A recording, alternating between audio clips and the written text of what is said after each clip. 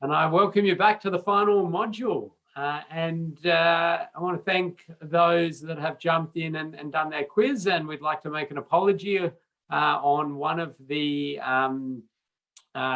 system wasn't playing nice to us, and so one of the drop menu items in as I understand, one of the quizzes, it might have been everybody's, or it might have been just some people, had the order mixed up, and we thank those who alerted us to that error. And what we're doing is now working through anybody that had marks deducted because of that question and rectifying that. So if you got it wrong and then you redid it and got it right in order to get it wrong, then we will, leave that mark. But if you got it wrong, marks deducted, we will rectify that. Now, I think we're getting another comment in the chat about question 7. And yeah, that's come in as well. So Tanner, I'll get you to check question 7 as well, please. Yep, will do. Yep. Yeah, so thank you for mentioning that. Apologies.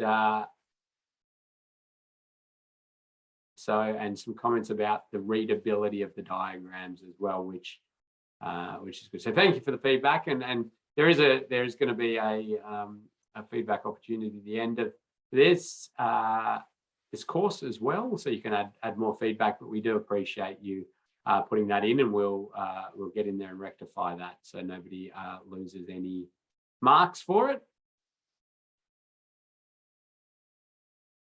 Okay. So this session, we've got a good amount to cover, and in fact, it goes well over the 2.5 hours that we have, but that's okay, because what we're going to do is get the most information we possibly can out of Yuen, and he has some structured slides, and then I'm going to give a really big opportunity for everybody to ask their questions. I certainly will be open to anybody putting their hand up and letting me unmute so they can ask questions verbally and discuss things as we get near the last half hour.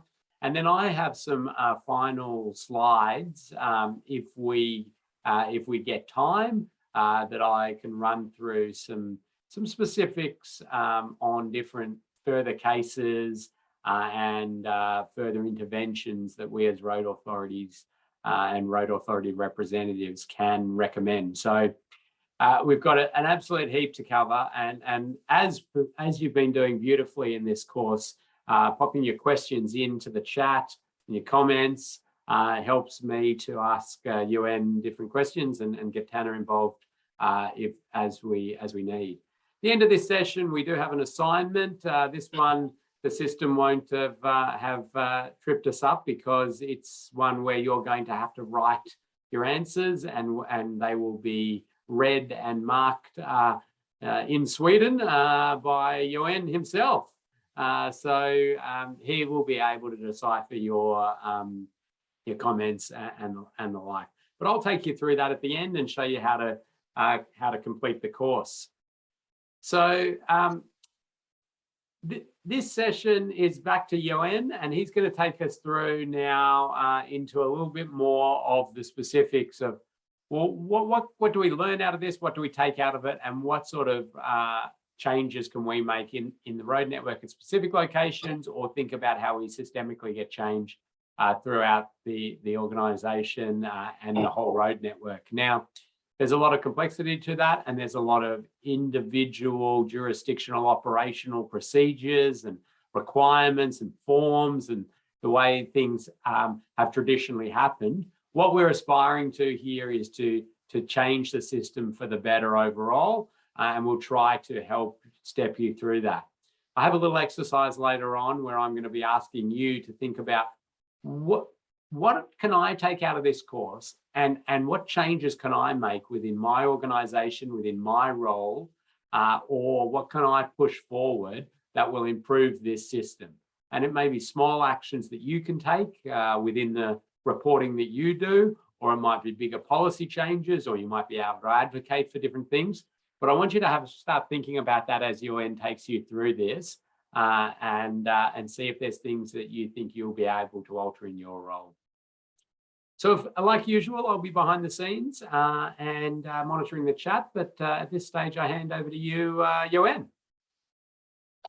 Thank you so much, Ken, and thanks all for joining again. And yes, we have a full day today, and as Ken mentioned, it's going to be difficult for us to handle everything that has to do with the topic that we've chosen to call learnings and treatments and actions out of a crash investigation.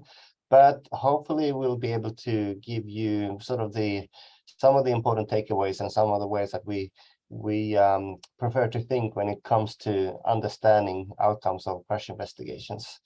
So this first session would be around half an hour or so, and we'll take a short minute and break and then we'll continue with session number 2, which is a bit longer, and then we'll have a bit of a live go through of a crash together in the end, before we hopefully have some time for questions and for Ken's part of it all.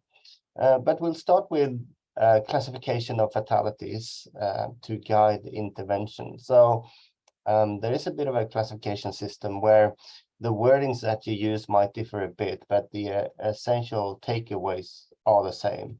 And the purpose is really, let's see if I can get this rolling, like that. The purpose is to provide 2 important perspectives. I've repeated them here because one is to understand the problem that we want to solve, which is fatal crash forces. Again, that is what we focus on in this type of investigation. It's not so much about the blame. It's not so much about why the crash happened, even though, as we've said all along, that is also part of the scope. But it's really why we haven't been able to create a forgiveness system around the road user, and that's resulted in a severe injury or fatality. So that's one part of it. The other one is to provide an important perspective of the solution. So in order to prevent this, where do we start? And sort of where do we direct the responsibility, or to what stakeholders do we sort of put the responsibility? It's rare that it's only, of course, one stakeholder, but essentially what part of the system needs to be improved in order to prevent this fatality. In addition to this type of classification system also gives some insight into the system as a whole. Like all crash investigations, if you gather enough over a month, a year, 10 years, 20 years, that builds knowledge, and you can, from that in-depth qualitative information, build quantitative information, of course, and start to systemize that and do synthesizes and do analysis and try to understand more aggregated knowledge from that on how your system performs. So it's part of that. It's evaluating. So it's also about, which we want to do later, evaluating the protective properties of the current system, or maybe parts of it. How good is it at protecting motorcycles? How good is it at protecting pedestrians or car occupants? So you'll get a feel for where the gaps are, and also to guide strategies and action plan. So we've seen this one before in terms of system deficiencies, and we're going to come back to that, because we asked ourselves in module 2 what has allowed for crash forces to become deadly. And we talked about that as we want to relate it to best practice. We want to understand this in the context of best available car and best practice infrastructure design as a benchmark. And we asked the question, or rather we had the conclusion that if these are not fulfilled, if we can look at our crash site and say, definitely could have done better here in terms of infrastructure or vehicle or speed management, we can conclude that there's inherent risks in this system that doesn't need to be there. We would have the tools to make this better. And in this case, we're not only looking at those gaps and say we can do better, we also try to understand if we would have done better, would this crash has happened in the first place? Or rather, would the fatality has happened in the first place? And if that's a yes, we would say that it's something that we would classify as excessive force. And we will spend this session and the next couple of slides to define that a bit better. But it's really when we can see that we haven't been able to provide that forgiving environment around the road user, and we could have done that. We would have had the tools to do it, but we haven't. The next, so the question is if best road environment and vehicle safety would have helped. If it wouldn't have helped, maybe have protective equipment have helped, have it been used? If that's a yes, we rather look at it as excessive risk. So it's in the sense that if you haven't worn a seatbelt, but that seatbelt would have saved you, you would rather go back and say, well, the system is in place. We would be able to save this person. The forgiving environment is there.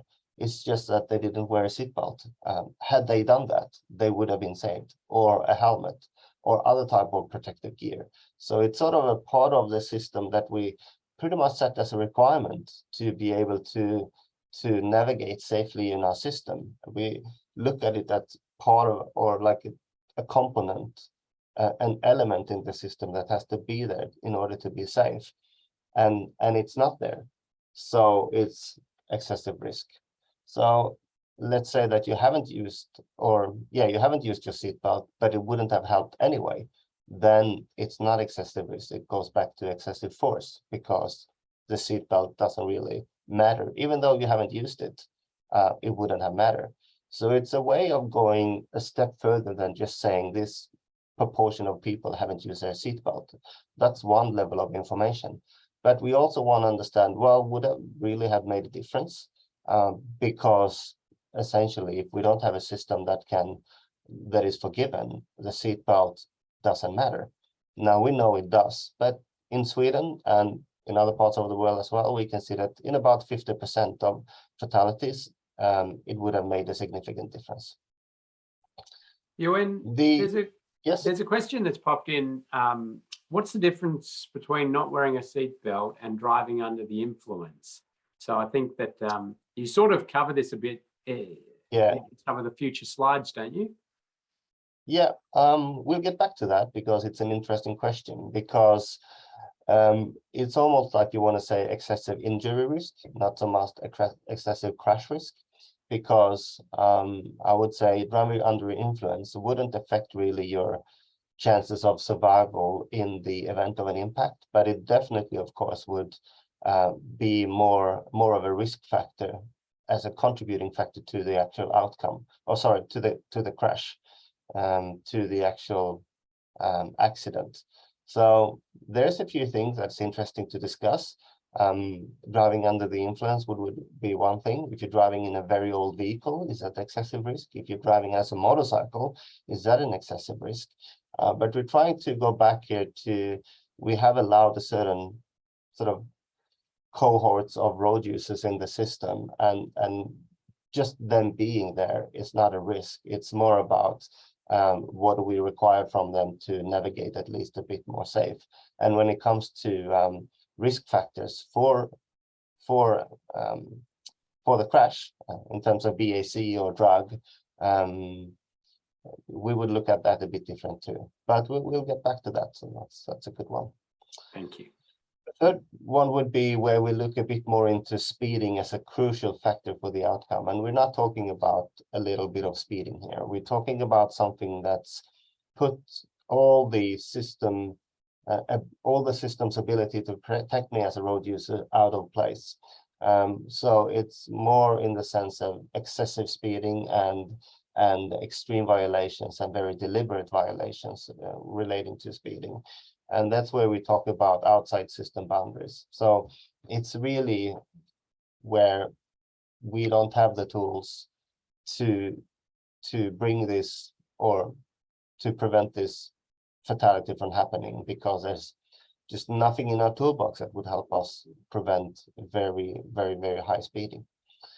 So we'll look at this. This was just a bit of an introduction, and we'll look at this a bit more carefully, and also how the outcome of that type of classification can guide us a bit in terms of intervention. So let's look at the first excessive force one. And just to repeat a bit, but go a bit into more detail, it's really where the road user have done their best-ish. And the ish is there's still sort of an opening for mistakes.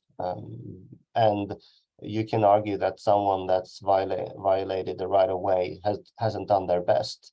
But it's not a deliberate violation. It's not a deliberate error. It's something that any one of us can do every day.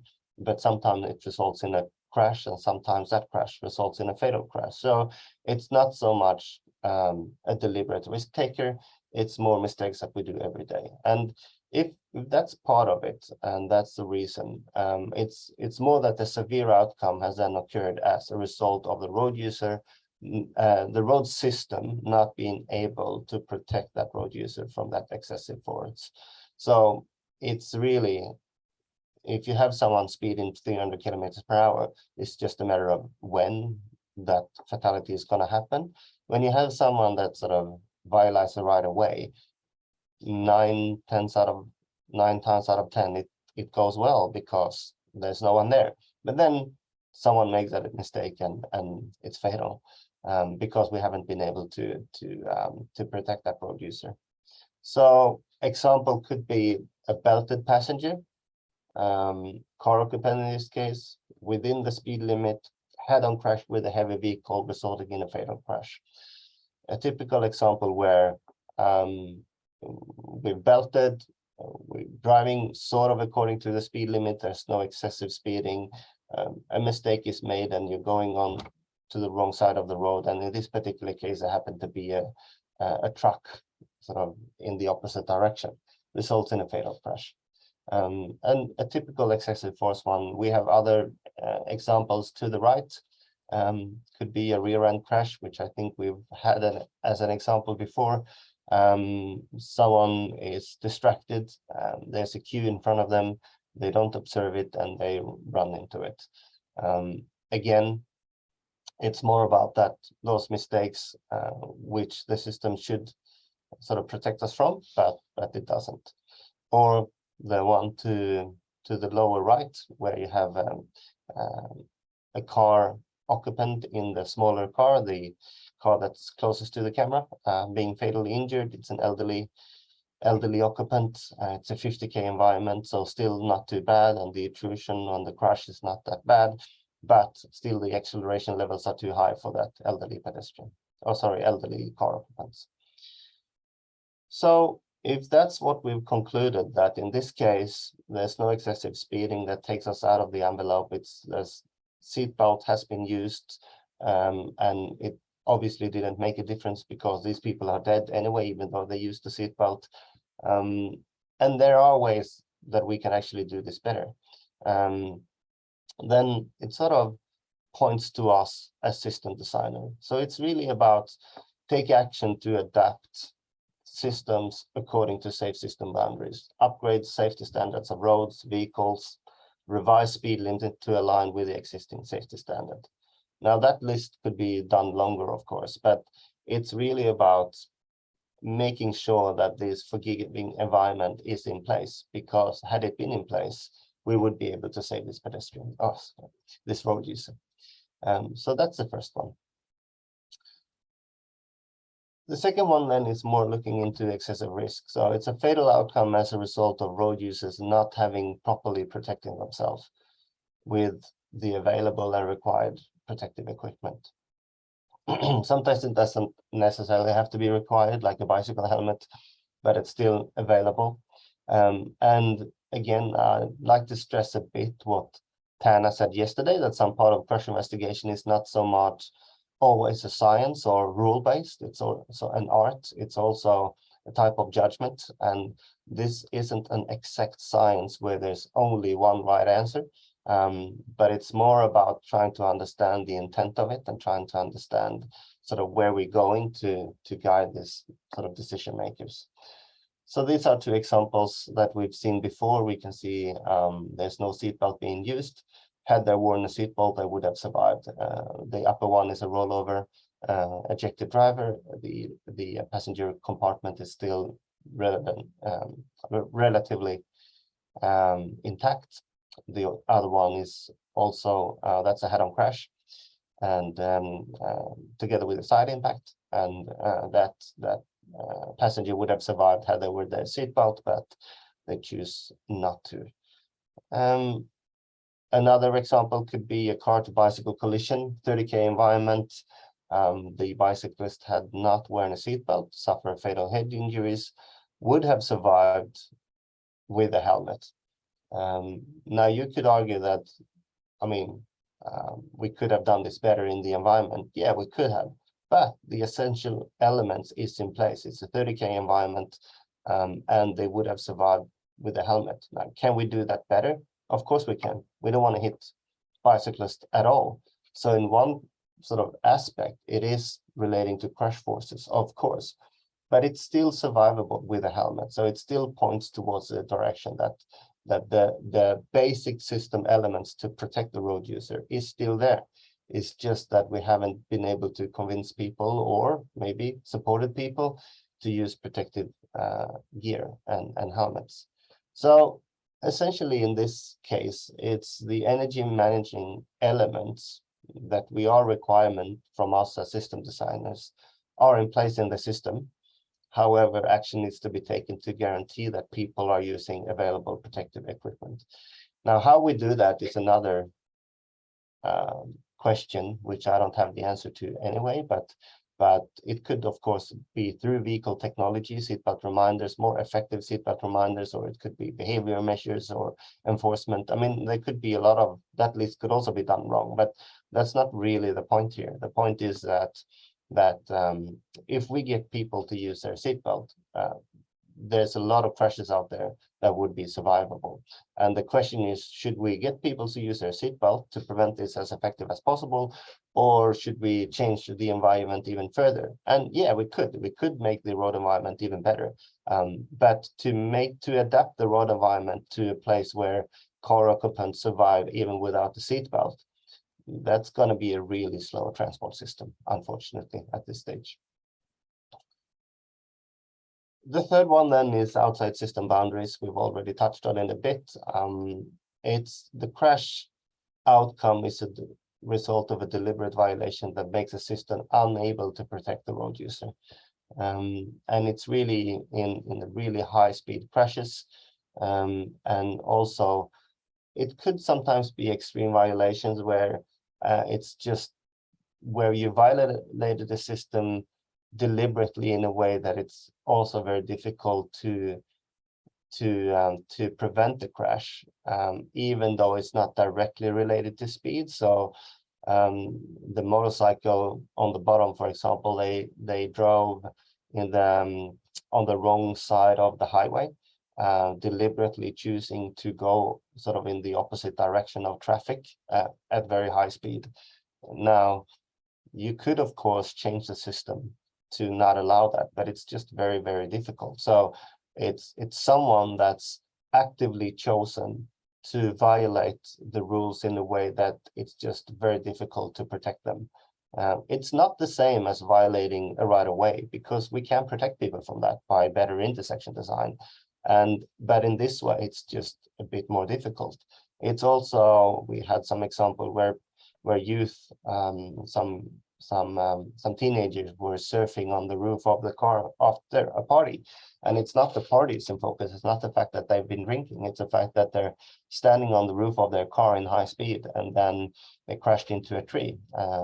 And it's also a very particular case. Now, those would be your very, very rare occasions, but they're difficult, and sometimes, again, it's difficult to classify.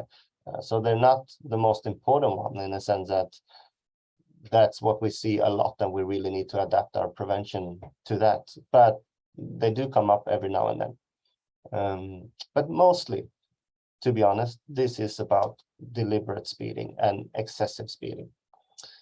So a passenger car occupant dies in a high-speed crash should have survived if traveling within the speed limit and safe system road design.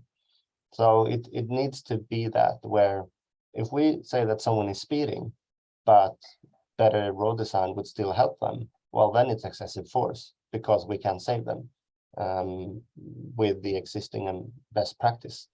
But if we can't, if there's just no tools available because it's just speeding so high, it's outside the boundaries of our system, and we need to bring them back into that protective envelope. So this is where more unconventional, I don't know if that's the right word, but unconventional methods outside what's normally considered as road safety actions maybe might be necessary to restrict access or reduce deliberate risk taking. Because as the crashes are today, it's just very difficult for us to use our road safety actions in terms of safer roads, safer vehicles, and the traditional behavioral measures to bring this back into the effective envelope. And there's some other types of interventions needed. Yes, Ken? Yeah, I think this is a really critical point for us to unpack a little bit more. And I know you've got some more discussion around this, but we do have a group here that are the people that manage and operate the road system, the road system, and are given sort of police reports and direction on what to be looking at. And the experience is a lot of the time that we have police reports coming in with a particular at fault, and it's very often very clearly written that a driver was intoxicated or driver was speeding, and that the road, in the police officer's opinion, has not played a role in this crash. Yeah. So first of all, I suppose my question on that is how should we be dealing with that?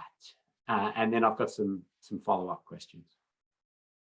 You mean dealing with it in terms of how it affects our investigation, or more how we deal with it in relationship to the police? Or yeah, no, I suppose in our investigation then, do we still go about investigating in this holistic manner, or is it saying, well, the police have said that somebody's to blame the road hasn't contributed?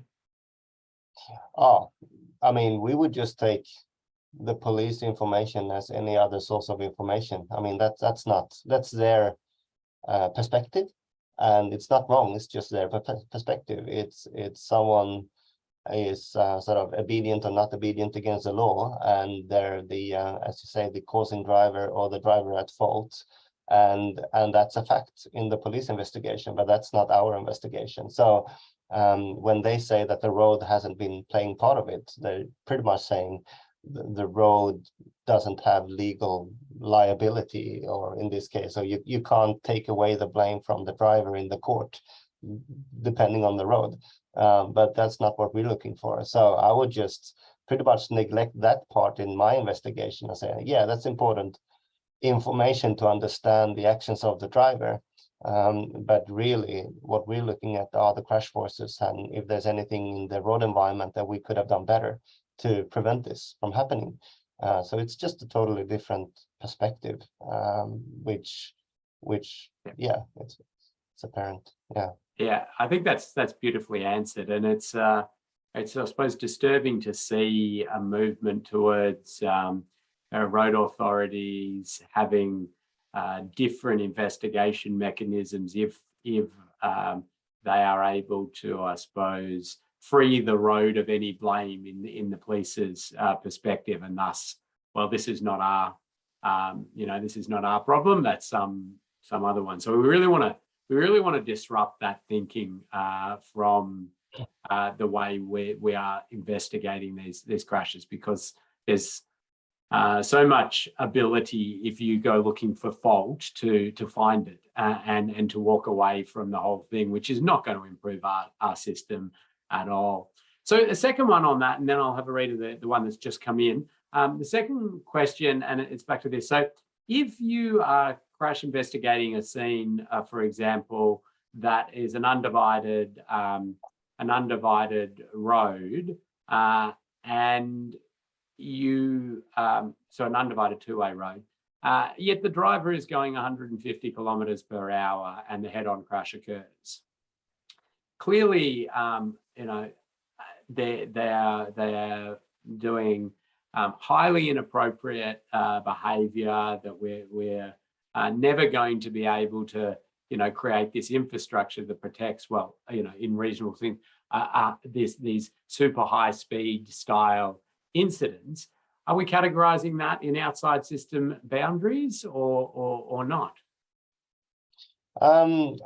You could. I mean, I think there's no speed limit where we say this is exactly where the outside system boundary is. It's more about would we be able to protect them? I would say if you have an undivided two-way road and the speed limit is 100, that road in a safe system perspective would have a median barrier and continuous side barriers. So you're not expecting the car occupant to always prevent those head-on crashes by just being vigilant and being in the loop. So I would ask a question: could that happen to someone that's not driving at 150? That you experience a head-on into a heavy vehicle and you die? Yeah, it could. And you could save that person with that type of intervention. Now, could you save it with this 150K environment? Potentially, but maybe not 100% sure. Like if you're driving 150 into that barrier, will that barrier save you? Potentially, but I guess it depends quite a lot on the angle and the forces and what car you drive, and it's definitely not designed for it. So yeah, the higher the speed, you closer you come to that outside system boundary type of definition where nothing that you would be able to put there would actually save it. But you shouldn't just exclude it because, okay, 150, that's way above the speed limit, outside system boundaries. It's more about, could you actually, like, what should the environment look like here on that high speed road? Could that have saved them?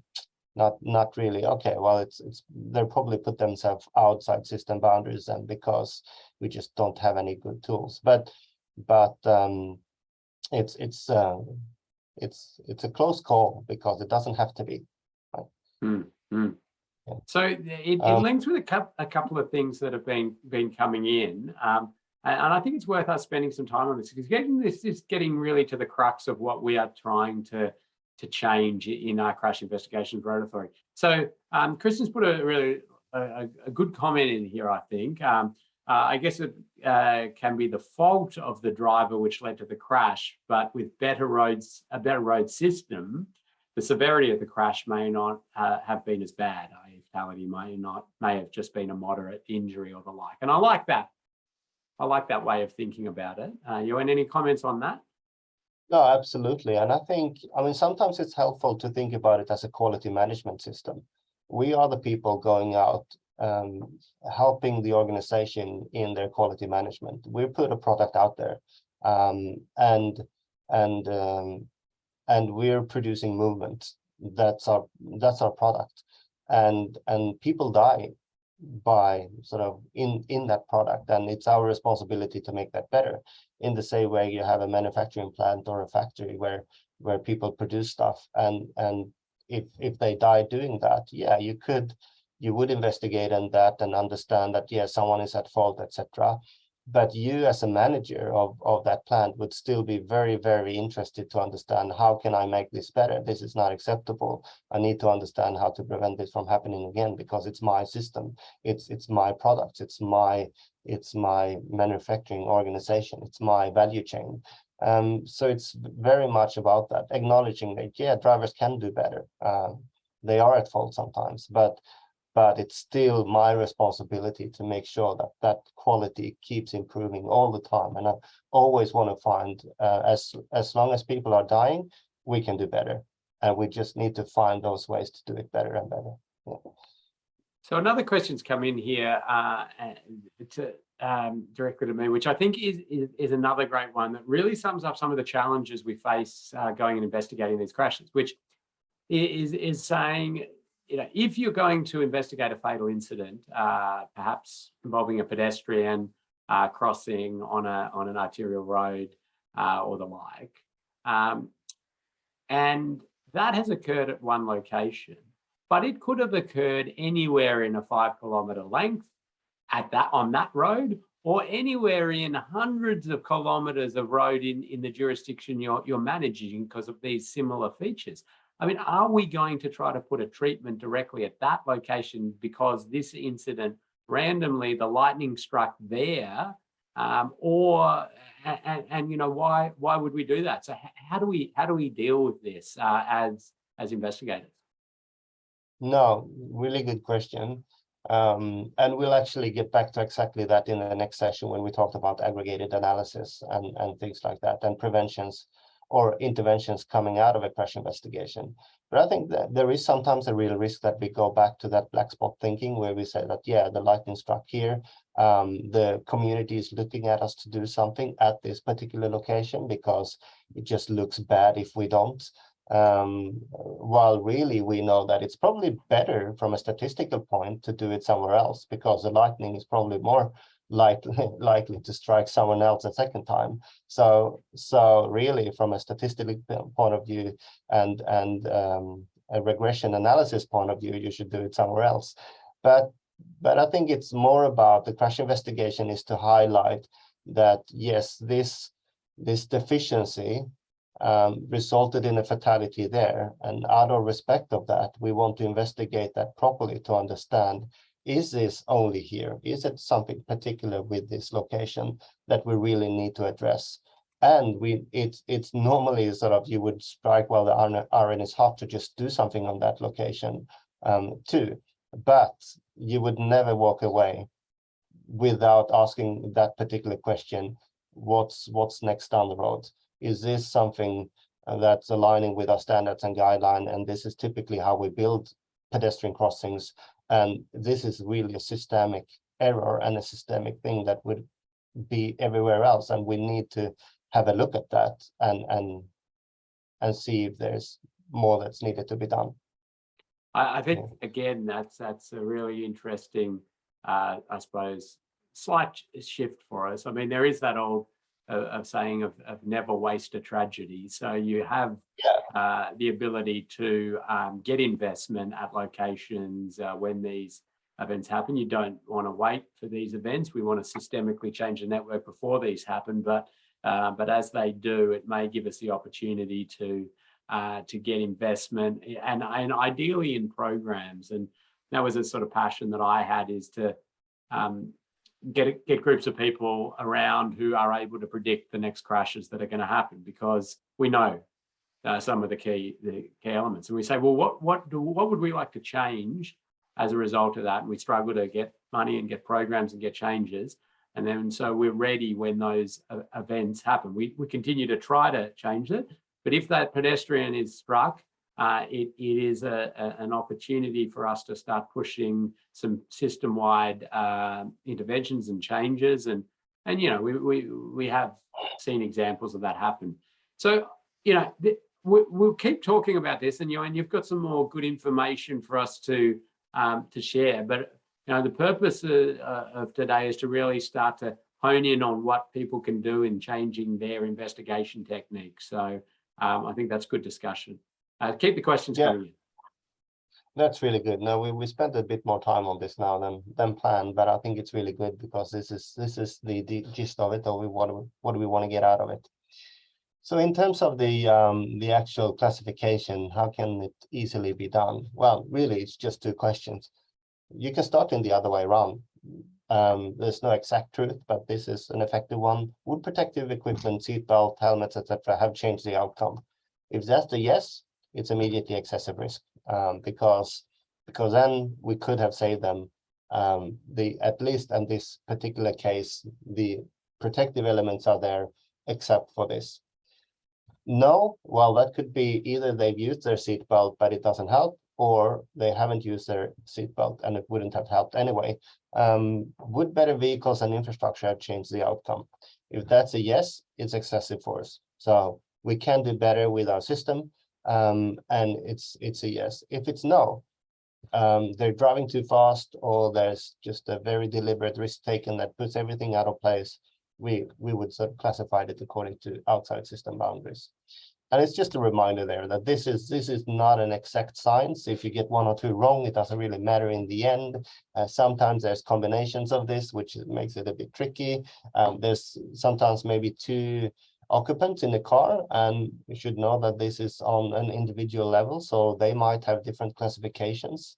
Let's say one is belted, one is not, which is also interesting. So you can have two fatalities in the same car. They end up in the different classifications because of what different circumstances.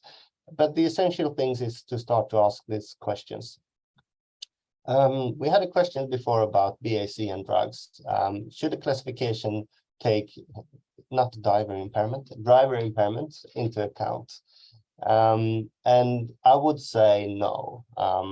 I know there's been a debate going on, and there's not consensus around this. So I sort of encourage discussions on this. So you can do this as you please in that sense. But my argument would be that, well, it doesn't really affect the system's ability to protect the road user, in the sense that it in the exact impact moment, there's a difference between BAC legal and BAC illegal. Now, of course, impaired drivers are more likely to speed. They're more likely to not use protective equipment. But there are many other reasons too why people speed and not use their seatbelt. And there are a lot of reasons for why a risk can be higher in a crash. And it's sort of a slippery slope when you start to add this into the classification, because it becomes very difficult. So if you're good at it, if you can separate that out, sure.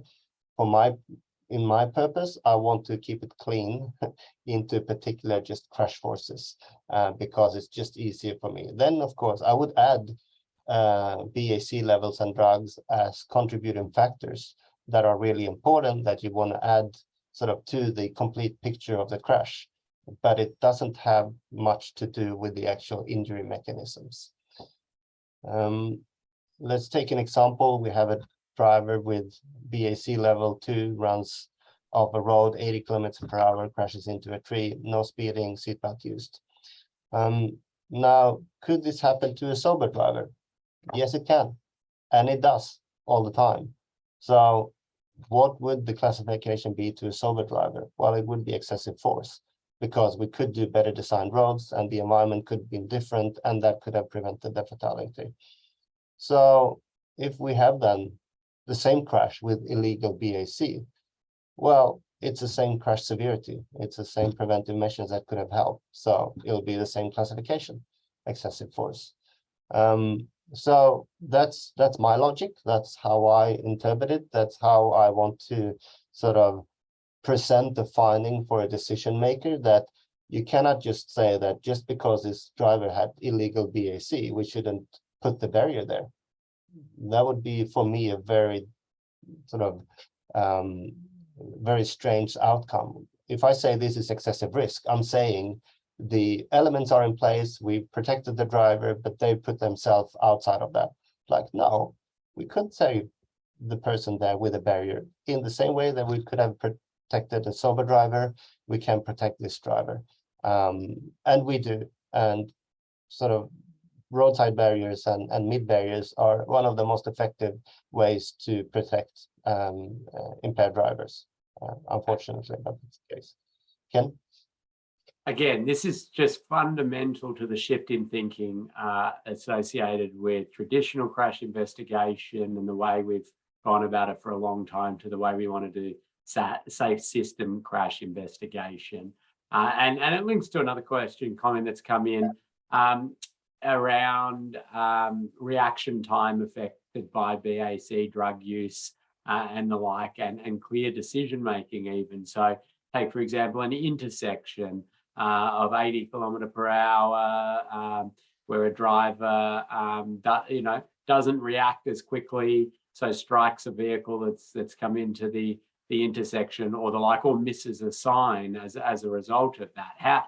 How do we deal with that? No, it's a good question, and it takes a bit of sort of practice to get into the thinking. I would think about it in the same way that you might be an elderly driver with a bit lower cognitive ability, which also can take a bit of time. Or you have sort of not, you have a slight medical condition, so your eyes are not as good. You're still legal to drive, but you're just a bit slower. It could result in the same crash. So again, there's a lot of ways or a lot of reasons for why we react late, or why we do certain decisions that are not optimal. And alcohol impairment could be one of those things. But again, it doesn't really affect the crash forces and the ability of the system to protect me in the crash. It's more about the risk leading up to that crash, and the way, you know, where we talked about normal driving into deviating from that into a critical situation, all of that change. Yeah, that's interesting. We want to understand that. We want to sort of course, reduce the number of crashes by reducing impaired drivers, the number of impaired driver, but it's something different. It's not about classification of crash forces.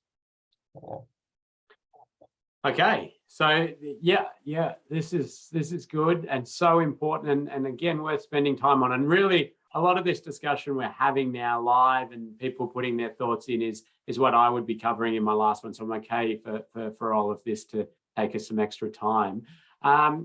Naomi's sort of added to that, as you sort of mentioned there, it could be medical condition that could have made people not alert or miss something or veer off the road or into other lanes. So it's not just these drug taking activities or the like. Do you differentiate inattention and distraction, i.e. inattention when you're not paying attention, daydreaming, not concentrating and the like, compared to a discrete distraction and, you know, having your attention taken away by something, so a phone, kids in the back seat, etc.? Is there a difference to you in those? There is, but in our type of investigation, it's quite rare that we would be able to distinguish between that. We know that someone's violated the right of way. You have a motorcycle coming, smashing into the side. How do you know that it's look but not see, or didn't look at all because you were distracted by something else? Well, it's really difficult in our type of crash investigations. And I would say we don't really need to know for our purposes. I think, I'm not saying it's not needed in the whole system, because sometimes you do need it, but for our purposes, where we look at the crash forces, we just know someone's made a mistake, and that's resulted in a deadly outcome because we didn't design this intersection correctly. We could have done it better, and that's what we need to know. Now, if you design a vehicle safety system that are using driver monitoring to try to understand what's the best, how should the vehicle support the driver to warn for different things, then it's absolutely crucial that you distinguish on inattention and distraction. But you cannot do that through this type of crash investigation. Then you need to have field operational tests and naturalistic driving studies where you film, you constantly are video footaging people while they're driving, and you're observing what people are doing when they're doing these mistakes, and from that you can sort of pull that information and design your system. So it's just different type of investigations, different purposes. And if I can distinguish between it because there's a witness or there's someone talking to in the mobile phone with them, yeah, I'll pick it up.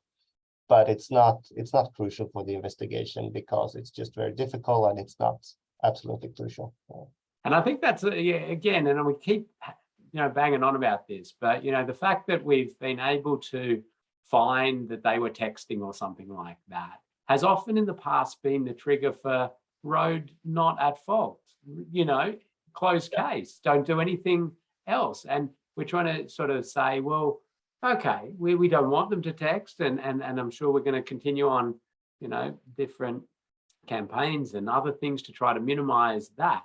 But the fact of the matter is that the forces exceeded what were tolerable, and somebody could have had that same crash if they had dropped their coffee in their lap, or the kids had been screaming in the back, or they'd had a heart attack while they were driving, or a spider had come out of it. Like, the list just goes on and on and on as to why the same crash could have happened.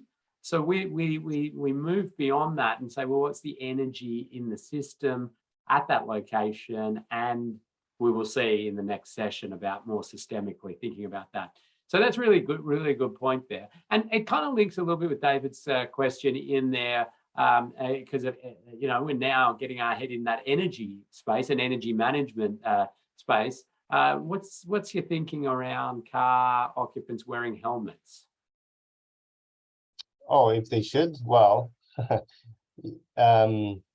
think, would they be better off with the helmet? Yeah, if you're sitting in the race car, people have helmets. That's for a reason. So that would be much better. But then you need to fasten that helmet so that you don't have 2 kilos of extra weight that accelerate and breaks your neck. So you need to strap yourself. You probably need to have a 4 or 5 point belt, point seat belt, to actually. So there's a lot of things that come with that to optimize that kind of setting. So yeah, it would help, but just to put a helmet requirement would probably be worse, because there's so many other things that would need to work in that situation for it to actually be optimal, and not just stop to break necks on people. Yeah. Good. Okay, let's keep going, and I'll come back. Please keep the questions and comments coming in. This is exactly where we want to be, what we want to be discussing. Very good. I just have 2 more slides on this session, and the first one is just an example. Head-on crash, 80 kilometers per hour speed limit, 2-lane divided road, belted car occupant. That's where the fatality happened. Collision speed around 80-90 kilometers per hour. Car versus heavy truck. Now, what would that result in as a classification? We are a bit short of time, but if anyone wants to pop it in the chat really quickly, that's fine. But if you haven't done it already, you can look at sort of the key factors. 80 We're seeing excessive force coming in from the people who are quickly starting to put their answers in. Yeah, no, very good. I was expecting that, because that's a pretty straightforward one. You would have those keywords there. It's an 80 kilometers per hour speed limit, and it's not speeding, because that's approximately the collision speed. They're belted. They wouldn't have survived with a seatbelt anyway, or without. Sorry, if they didn't have a seatbelt, they wouldn't have survived with a seatbelt anyway. So it's definitely excessive force. So that sort of ends sort of the theoretical part. Just the outcome. Yeah, sorry. Oh, sorry. I just one on this, and it's just another clarification here. When we talk about excessive risk in this, just clarifying that not having a median barrier there, I suppose, is not the excessive risk part, is it? No, it's more the risk for the actual occupant and the risk that them puts themselves into when it comes to crash forces. Yeah, I suppose in theory you could, in a sort of spin-off world, you could say excessive risk by the road authority to let that road operate at that speed, but that's not quite what we're talking about with the excessive risk categorization that we're talking. You can almost put it as excessive personal risk or something like that. I'm open to find a better word that sort of more easily describes exactly what it is, but it's that excessive personal risk. I want to clarify something though, again, and then we sort of did it, but it's important because just you mentioned that because the driver was driving within the speed limit, or thereabouts, that it's excessive force. But if this driver was, at what point are we drawing this line? Okay, so it's an 80 kilometers per hour speed limit. And if they're going 85, we're okay with that. 95, 105, 205. Like where is that line drawn where we say this is excessive risk? Well, oh, you mean like outside system boundaries or? Yes, sorry. Yeah, Yeah, yeah, that's okay. So there's no speed limit. The question is only at what time or at what speed would we not be able to protect the occupant with better roads and cars? So in this case, the truck had a puncture and smashed into the car occupant. So the car occupant could have been driven in 170 and still be within the envelope, because that's not the problem. The problem is there was nothing to protect or prevent that truck coming on to the other side, and we could have done better. So in that case, it's not so much about the speed. Now, if the truck driver would have driven ridiculously fast and then sort of went on to the other side, that would have been something different. And you can then start to talk about, okay, what's the limit for barrier when it comes to heavy vehicles, etc. So that's another thing. So yeah, I suppose we want to stress though that people shouldn't be using the outside system boundaries to ignore fundamental road issues. But when you're looking at it from an individual crash perspective, you need to have that right lens on things. Yeah, I think when the speed of the vehicle has sort of got you to a point where you would say, I don't know what to do here. Like there's nothing in my toolbox that I could have done differently to save this person. Then it's pretty much outside system boundaries, which means that it's also changing over time probably, because there might be something in the future that we can do that we don't know about now. Yeah.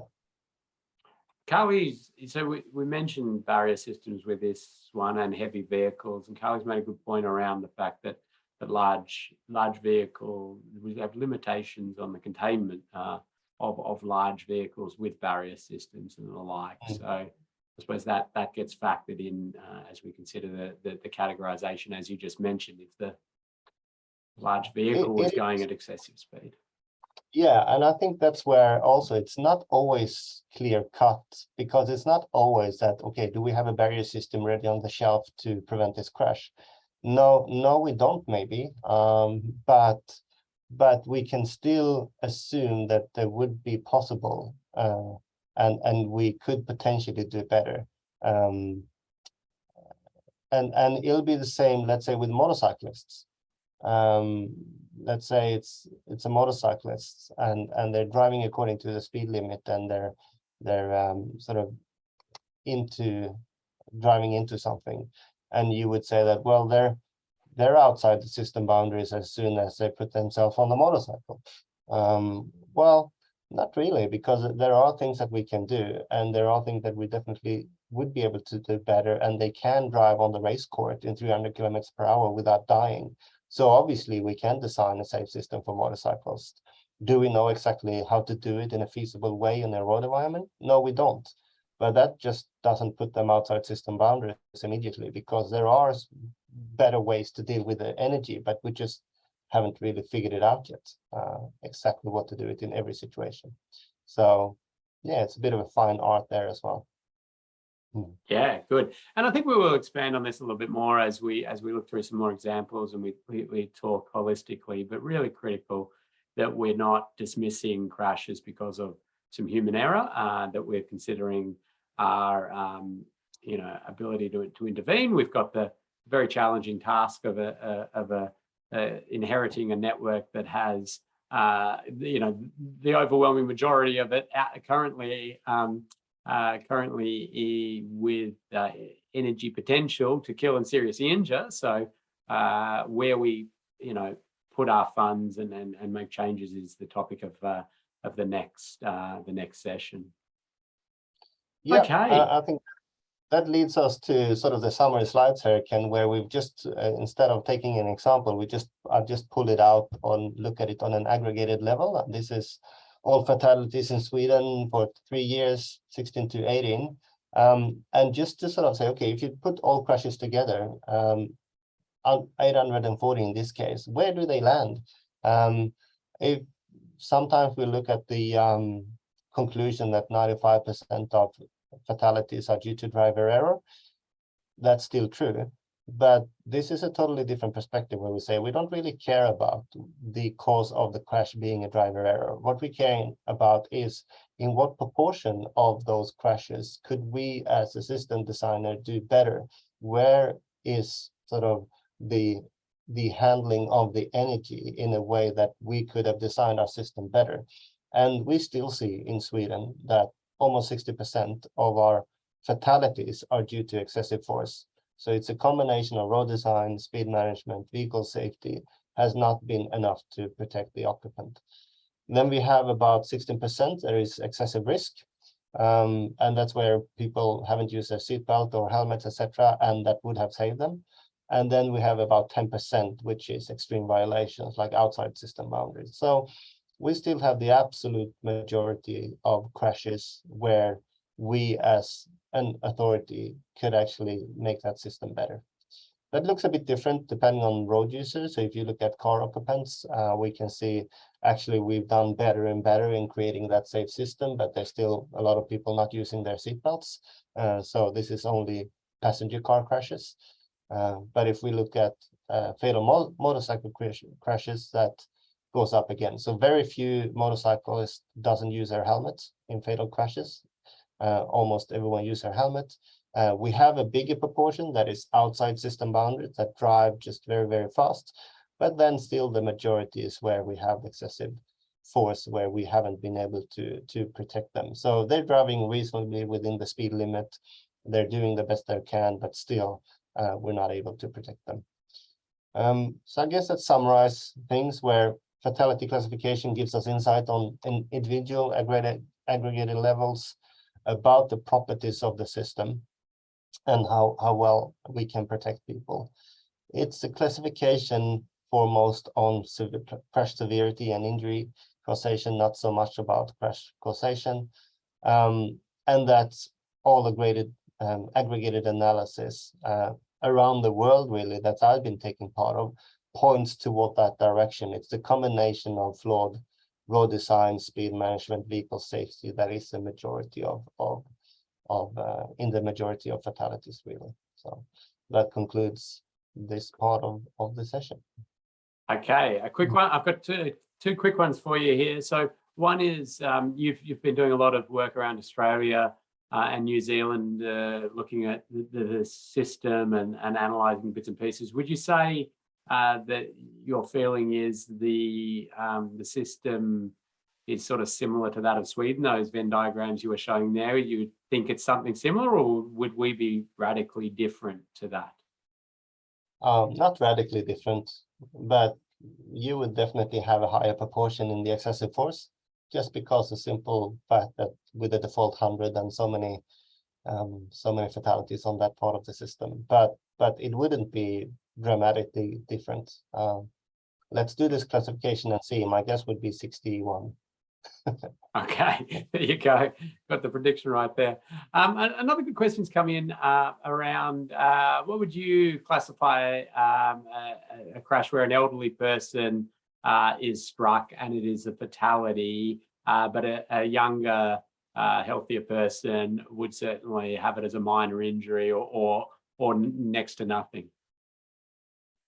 Well, I would definitely classify as that excessive force, where we should be able to adapt sort of the energy management principles in the system to the weaker link, in this case, elderly, because it's an increased injury risk to become older, but it's not really something that you can choose sort of to avoid when you step into a car. So it's more about us, again, as system designers, being able to protect both of those, the elderly and the younger. Yeah.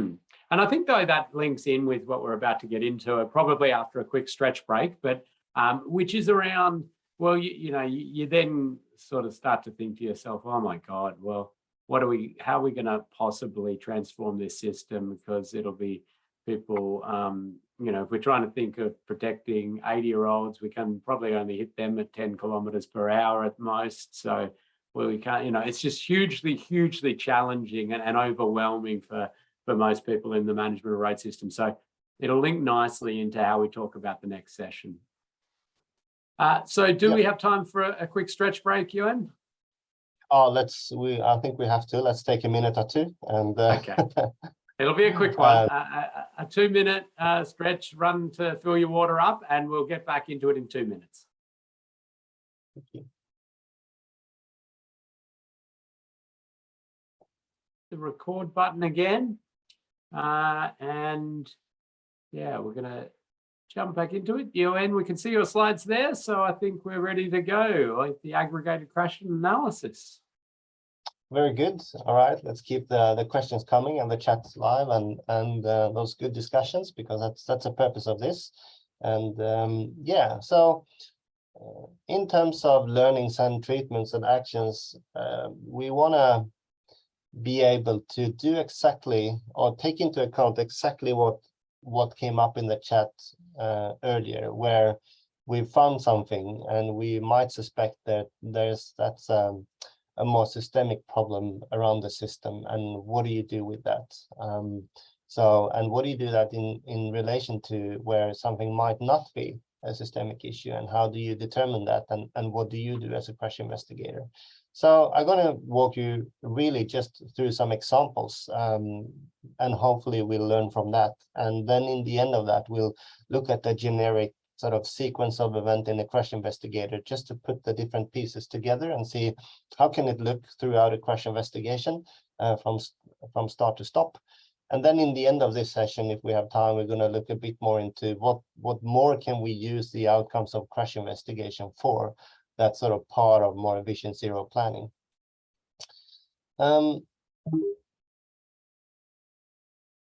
So in module 2, we had those key questions, which we said that we want to guide the intervention towards, and we looked at those first question, which was more around the actual crash theme and the crash outcome, where we looked at the injury mechanisms and the system deficiencies. And now we're more looking into the next part here, which how can these deficiencies be prevented in the future? Do we have guidelines and tools and interventions in place to actually prevent them? And if we don't have that, what actions do we actually take, near term and long term? And it could be useful to just sort of put it up a bit like a decision diagram, where we do have these two things which we talked about the last time, isolated deficiencies and systemic deficiencies. And that's not always easy to understand immediately. You come to a crash site and you find something that's wrong, something that shouldn't be there, something that's preventable, or something that you want to change. And yeah, you of course would ask yourself immediately, is this only here, or is this somewhere else? And I think it's a big ask to say that a crash investigator should always know that. So that's why it's important to have a team, to have monthly meetings with your internal staff, etc., where you would say that I found this, and is that something that's apparent in other parts of the system? You have your designers, your traffic engineers, your sort of behavioral people, etc., and you just have to have this team around you to be able to determine this sort of in a reliable way. Otherwise, it's going to be very difficult. Of course, with experience comes knowledge. So very experienced crash investigators would sort of have a nose to be able to smell this and sort of understand this a bit more.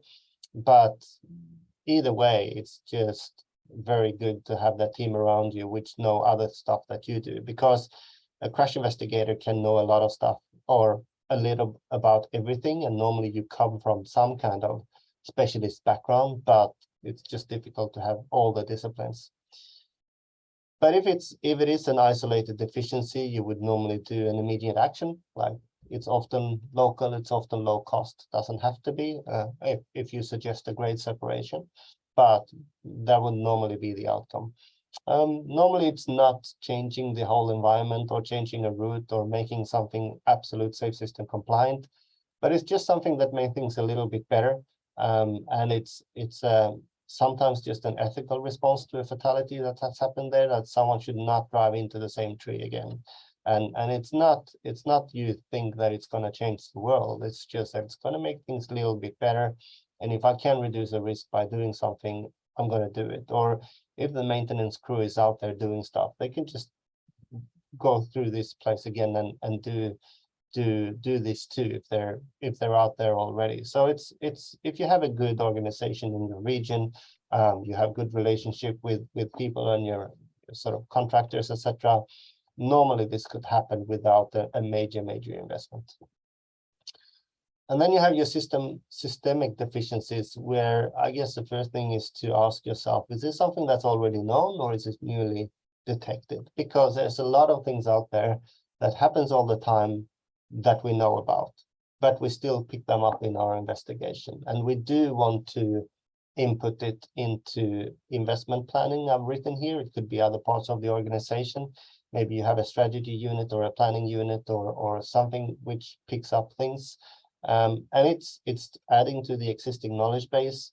Maybe it's going to change prioritization. Maybe you have new improvement programs coming out of this. Maybe this was sort of the last, what do you say, drip in the cup that sort of make it flow over to actually do something. Maybe unfortunately a disaster need to happen before politicians actually sort of give it a go to do something to close those median treatments or whatever.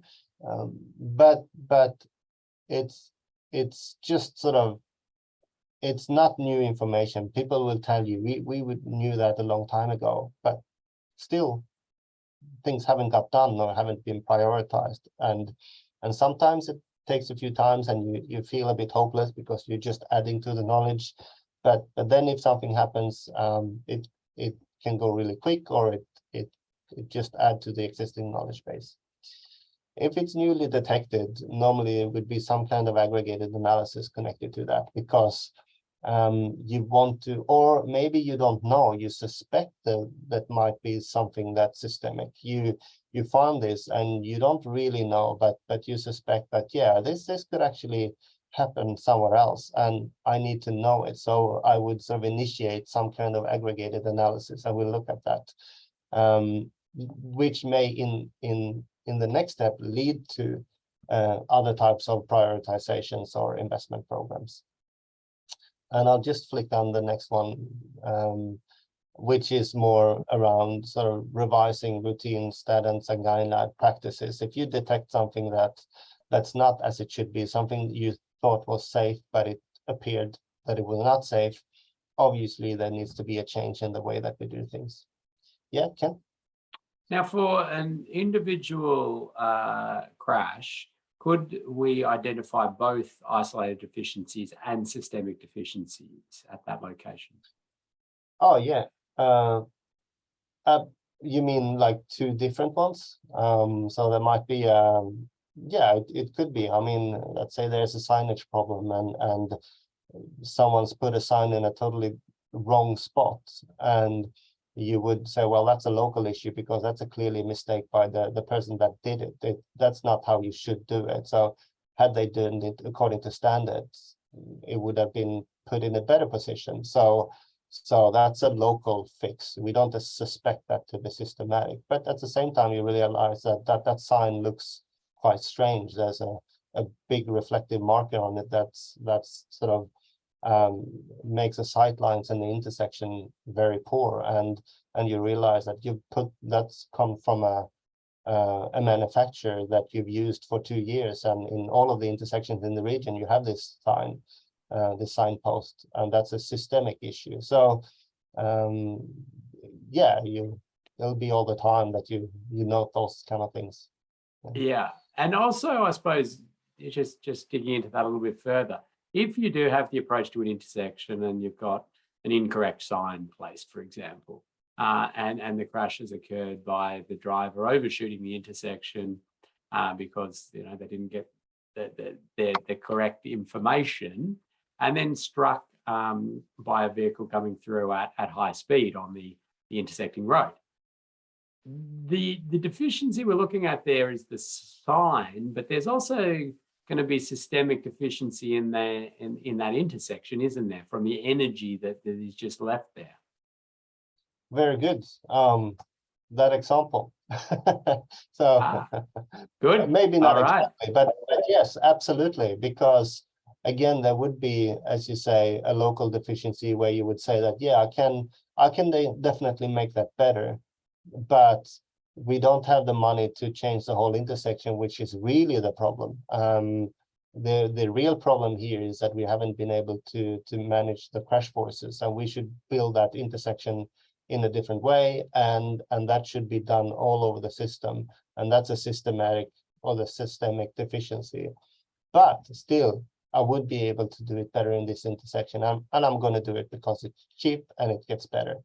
So we had an approach to a freeway and an on-ramp, I would think that you would call it, even though it's not really a ramp, but this is a one-way sort of on-ramp to a freeway. And there was a motorcyclist coming here and sort of approaching and then sort of going towards the freeway. But that bend over there was quite tricky to see, and it's quite a hard bend. So that motorcyclists couldn't navigate that bend, just went straight through and into onto the road and into the barrier that was sort of next to the road and died. So yeah, there is a systemic deficiency that those barriers were not designed for motorcyclists, and they could have been done better. That's a deficiency. We would be able to do that in a better way. But still, the signage leading up to this intersection was just not good enough. And also the friction in the asphalt was not good enough. So it slided. And it was just, when you measured the friction, it was not up to the standard where it should have been on a new road. So the quick after picture was just better signposting in terms of warning for that curve in a better way, and a different seal, a different type of seal that has a better friction. Now, would that totally change the system deficiency that motorcyclists are vulnerable and we can't protect them? No, it wouldn't, but it just makes it a little bit better here, and hopefully this exact crash wouldn't happen again. So we shouldn't, just because we say system crash investigator, doesn't mean that we don't sort of make suggestions on how to make things a little bit better. And when you've done this for 20 years, 25 years, I mean, it gradually becomes better and better and better. And I think also from just an ethical perspective, as again, quality management, it's a product out there. If we can do it better, we should. Like, we shouldn't be, what do you say? Be the best, let the best be the enemy for the goods. Like, just, we still note the absolute system deficiency, but we want to do it a bit better. Other type of immediate actions, we had this overtaking crash. So there was someone doing an overtake on this road. Someone was turning right, someone was coming from the rear, didn't want to wait on that turning right movement, so it started to overtake and had a head-on crash with another vehicle coming head on. The after was just to bring on a center line, which is a bit longer than, well, first there wasn't a center line in the first place, but in this case there was a center line, and then make those lines a bit longer in certain stretches. Again, that's not a mid barrier, that's not gonna prevent everything. It's not maybe up to safe system standards, but it made things a little bit better. It should have been there, now it is, and it's just a little bit better, and it's not expensive. Another immediate action was, which might be a bit more interesting, is that we had, this is actually one of our major routes between Stockholm and Gothenburg in Sweden, which is our major cities. It's been the most fatal and most dangerous road for decades. The reason why it wasn't still, or it was still a 2-lane undivided 90 km/h road, was that politicians did not want to have a 2+1 here. They want to have a motorway that's sexier, it's better, it looks better. So they just keep on saying no to 2+1, 2+2. So we just had to do some incremental improvements of this road. Now it's going to be a 2+2. It is actually under construction as we speak. But it was 2-lane road, and what was done was that they had some roadside barriers installed during this route or on this route on high risk locations. But for some reason, they didn't do it here in this particular place. So someone smashed into that barn on the left-hand side, coming from the other direction, smashed into the barn and had a fatality. So the immediate action was just then to provide this barrier.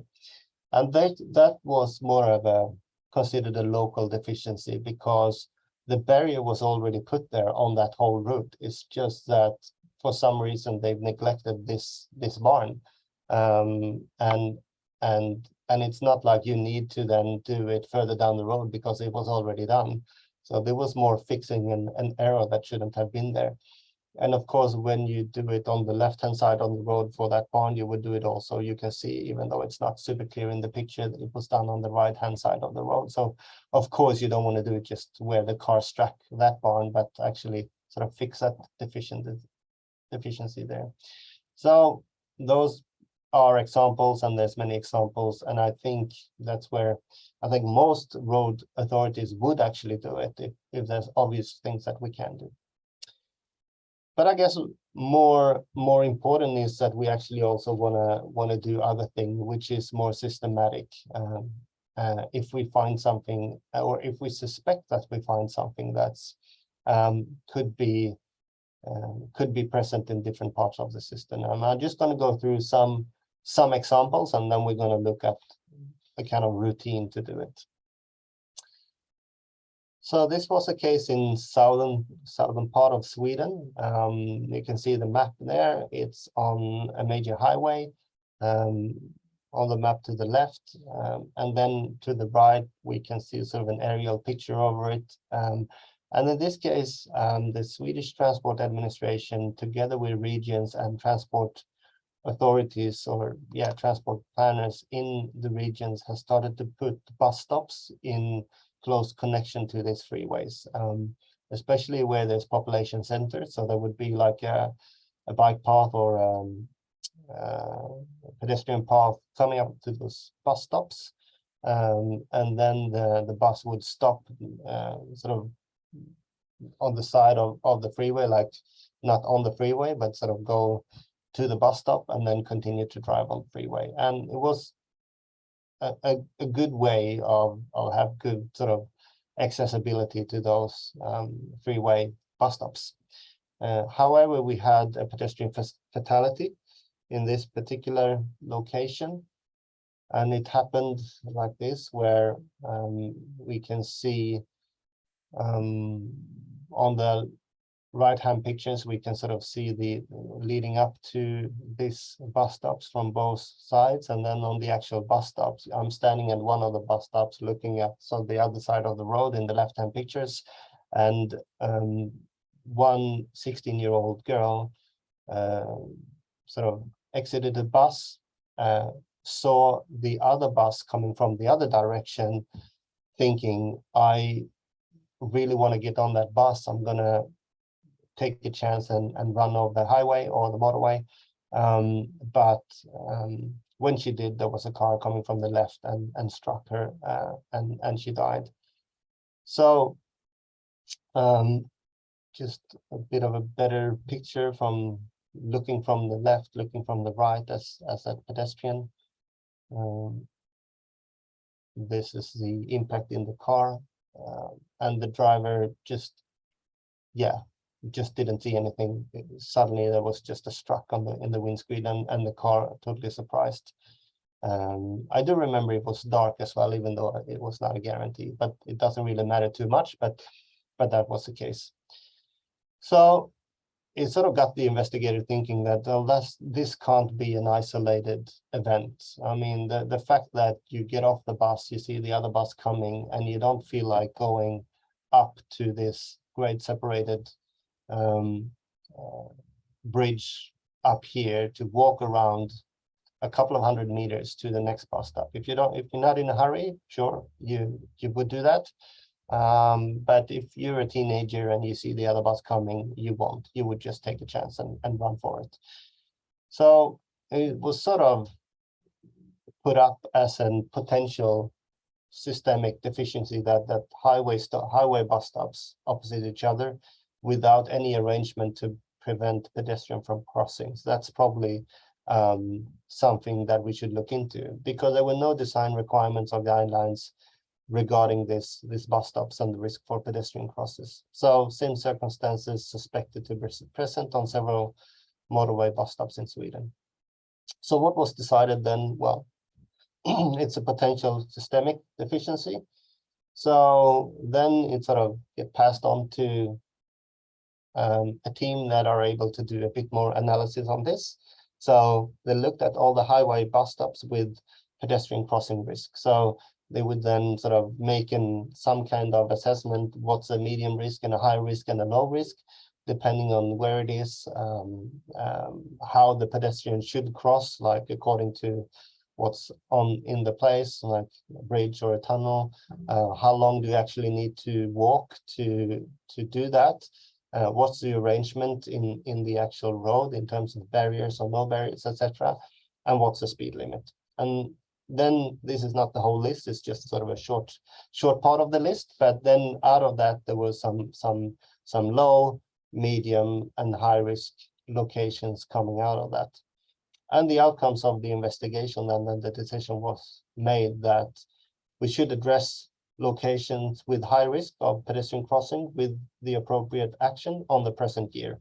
So all the regions, and that responsibility go to the regional directors, and there's a deadline on that. So you're supposed to do something on your high risk locations within this year. There's no discussion, just go out and do it. And what they done was a bit different depending on the location, but pretty much a big fence, so that when you as a pedestrian see that, you won't think about crossing that road because it's just impossible to get over that fence. Now, it was designed in a few different ways depending on landscaping and what's ugly and what's pretty, etc. But that's essentially the preventive action. It was also said that, well, the medium risk locations should be addressed with the appropriate action within the ordinary planning process. So that's more saying to the region, well, this needs to be done within the next year, and you should put it in your planning process. We know you have other priorities, but this should be one of them. And then, of course, change the guidelines, or not change them, just add to guidelines in terms of how to design this. And that was a different responsibility, like the planning department. So it's just one example of how things could be done. Of course, there's a few different people involved in this, but it starts with the crash investigator and the team around them to identify and then to sort of elevate this. Another one, yep, Ken? Sorry, it's a question I think we may cover a little bit, but I'll sort of put it to you now, and you can decide whether you want to talk to it later or now. So how much analysis is done in Sweden about moderate minor injury, near miss style stuff, or is a lot driven by the fatality and high-level serious injury crashes in terms of investment and the like? Good question, and maybe we'll just put that for hold for 2 or 3 slides, and we'll get to an exact example of that. Good, thank you. Yep. Next one, I don't have too much information on this one, more than it's stop line at pedestrian crossings. In this case, it was triggered by an elderly woman crossing the street on a zebra crossing, and you can see on the right-hand side, this is what happened. So the green light was too short for her to be able to get over in time. She ended up, when it struck to green for the cars, she ended up in front of a truck similar to the one that is there. The truck driver didn't see her and run over her.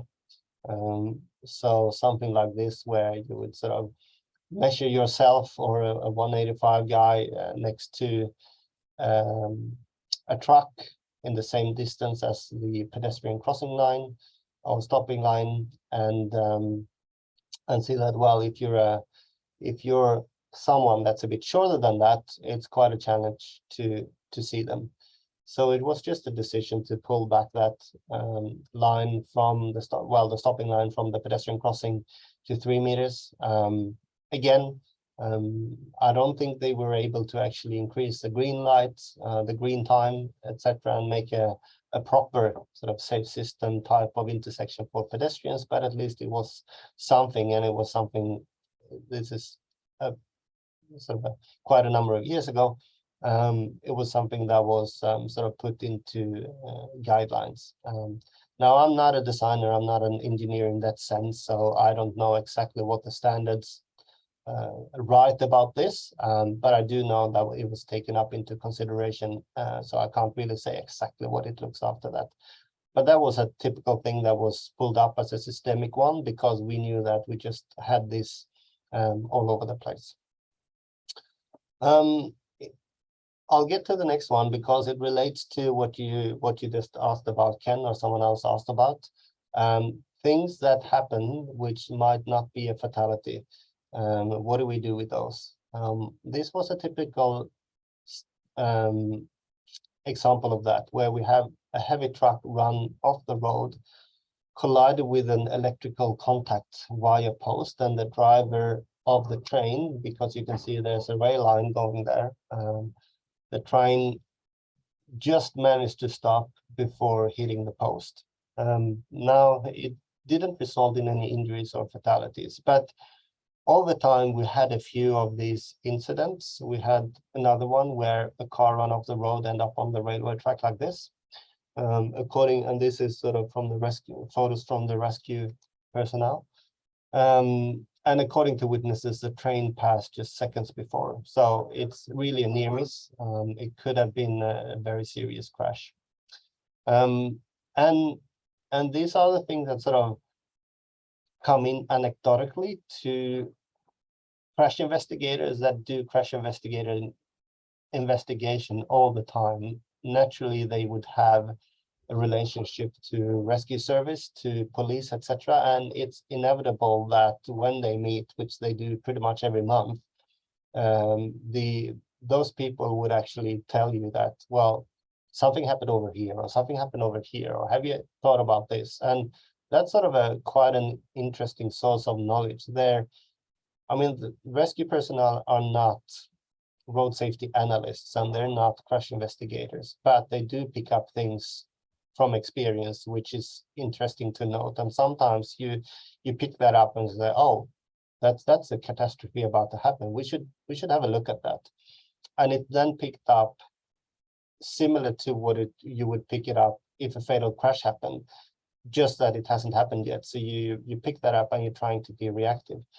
Now, you don't, of course, want that only to happen ad hoc. So, of course, you would have that happen elsewhere in the organization as well. So you might have your analysts look at other types of crashes.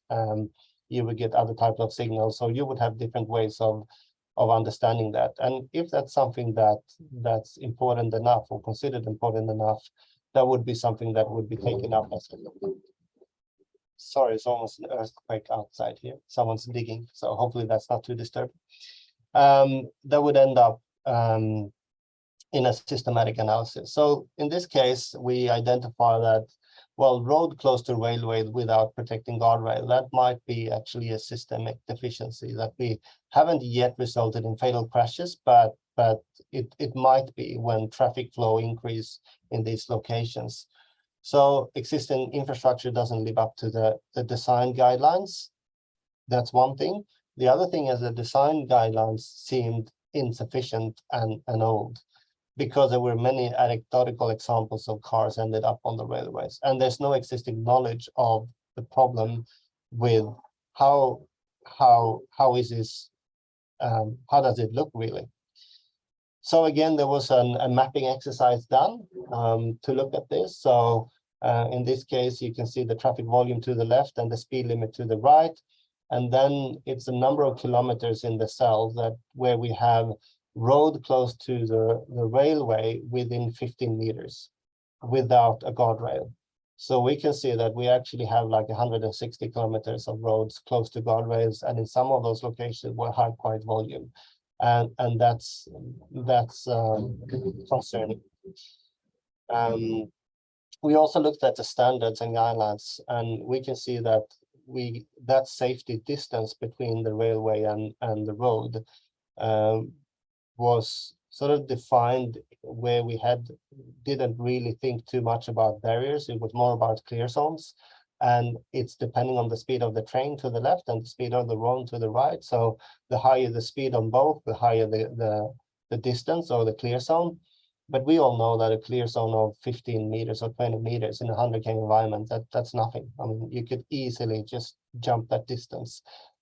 So it was just something that a recommendation coming out of that we haven't had any fatalities yet, but we do have incidents, and we know that this is disasters about to happen, and we highlighted then locations where we say that you need to have a look at some of these locations over here, and we need to put up guardrails to protect cars and trucks from going into the railways. And we also need to look over these standards to make sure that we put guardrails in here and not only a clear zone. The last deficiency I want to pick up before we end, because time is running out a bit, is fatal crash we had with heavy trucks. We could see in this case there was a heavy truck deviating from the lane, sort of just smashing through a wire rope safety barrier into this concrete pole holding up a bridge, which probably has a more fancy name than concrete pole holding up a bridge. But it looked like this. So estimated distance between that guardrail and the bridge pillar approximately 0.5 meters. And it's not something that would hold against a truck. We could also pick up that it's not an isolated event. There was a crash in Poland that we knew about that had actually 14 fatalities. Not the same guardrail, but a similar thing where there's not enough distance or between the guardrail and the bridge pillar, or there's not a strong enough guardrail, or should there be a bridge pillar there in the first place.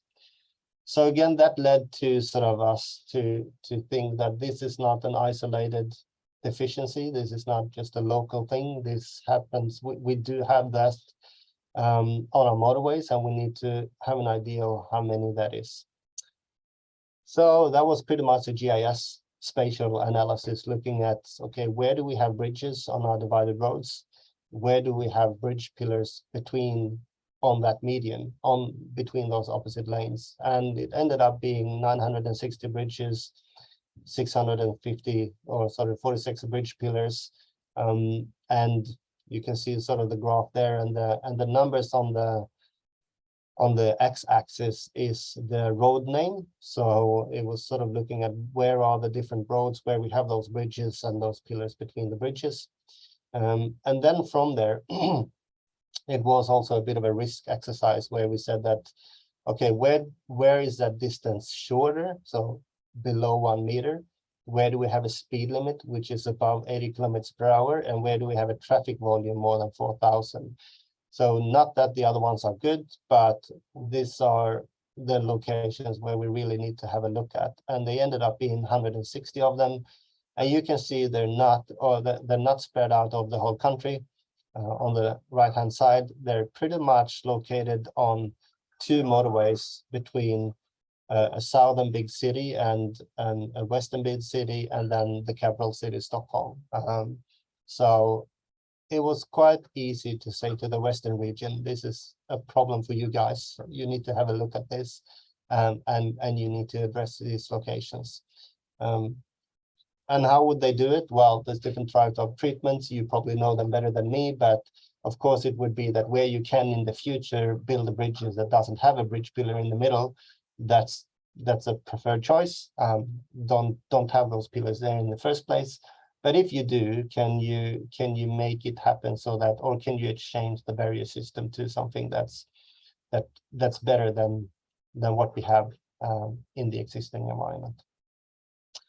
So that was a few examples of things. I mean, there's plenty out there, but I guess this was just to show sort of the process and some of the things. This is not rocket science. This is pretty easy.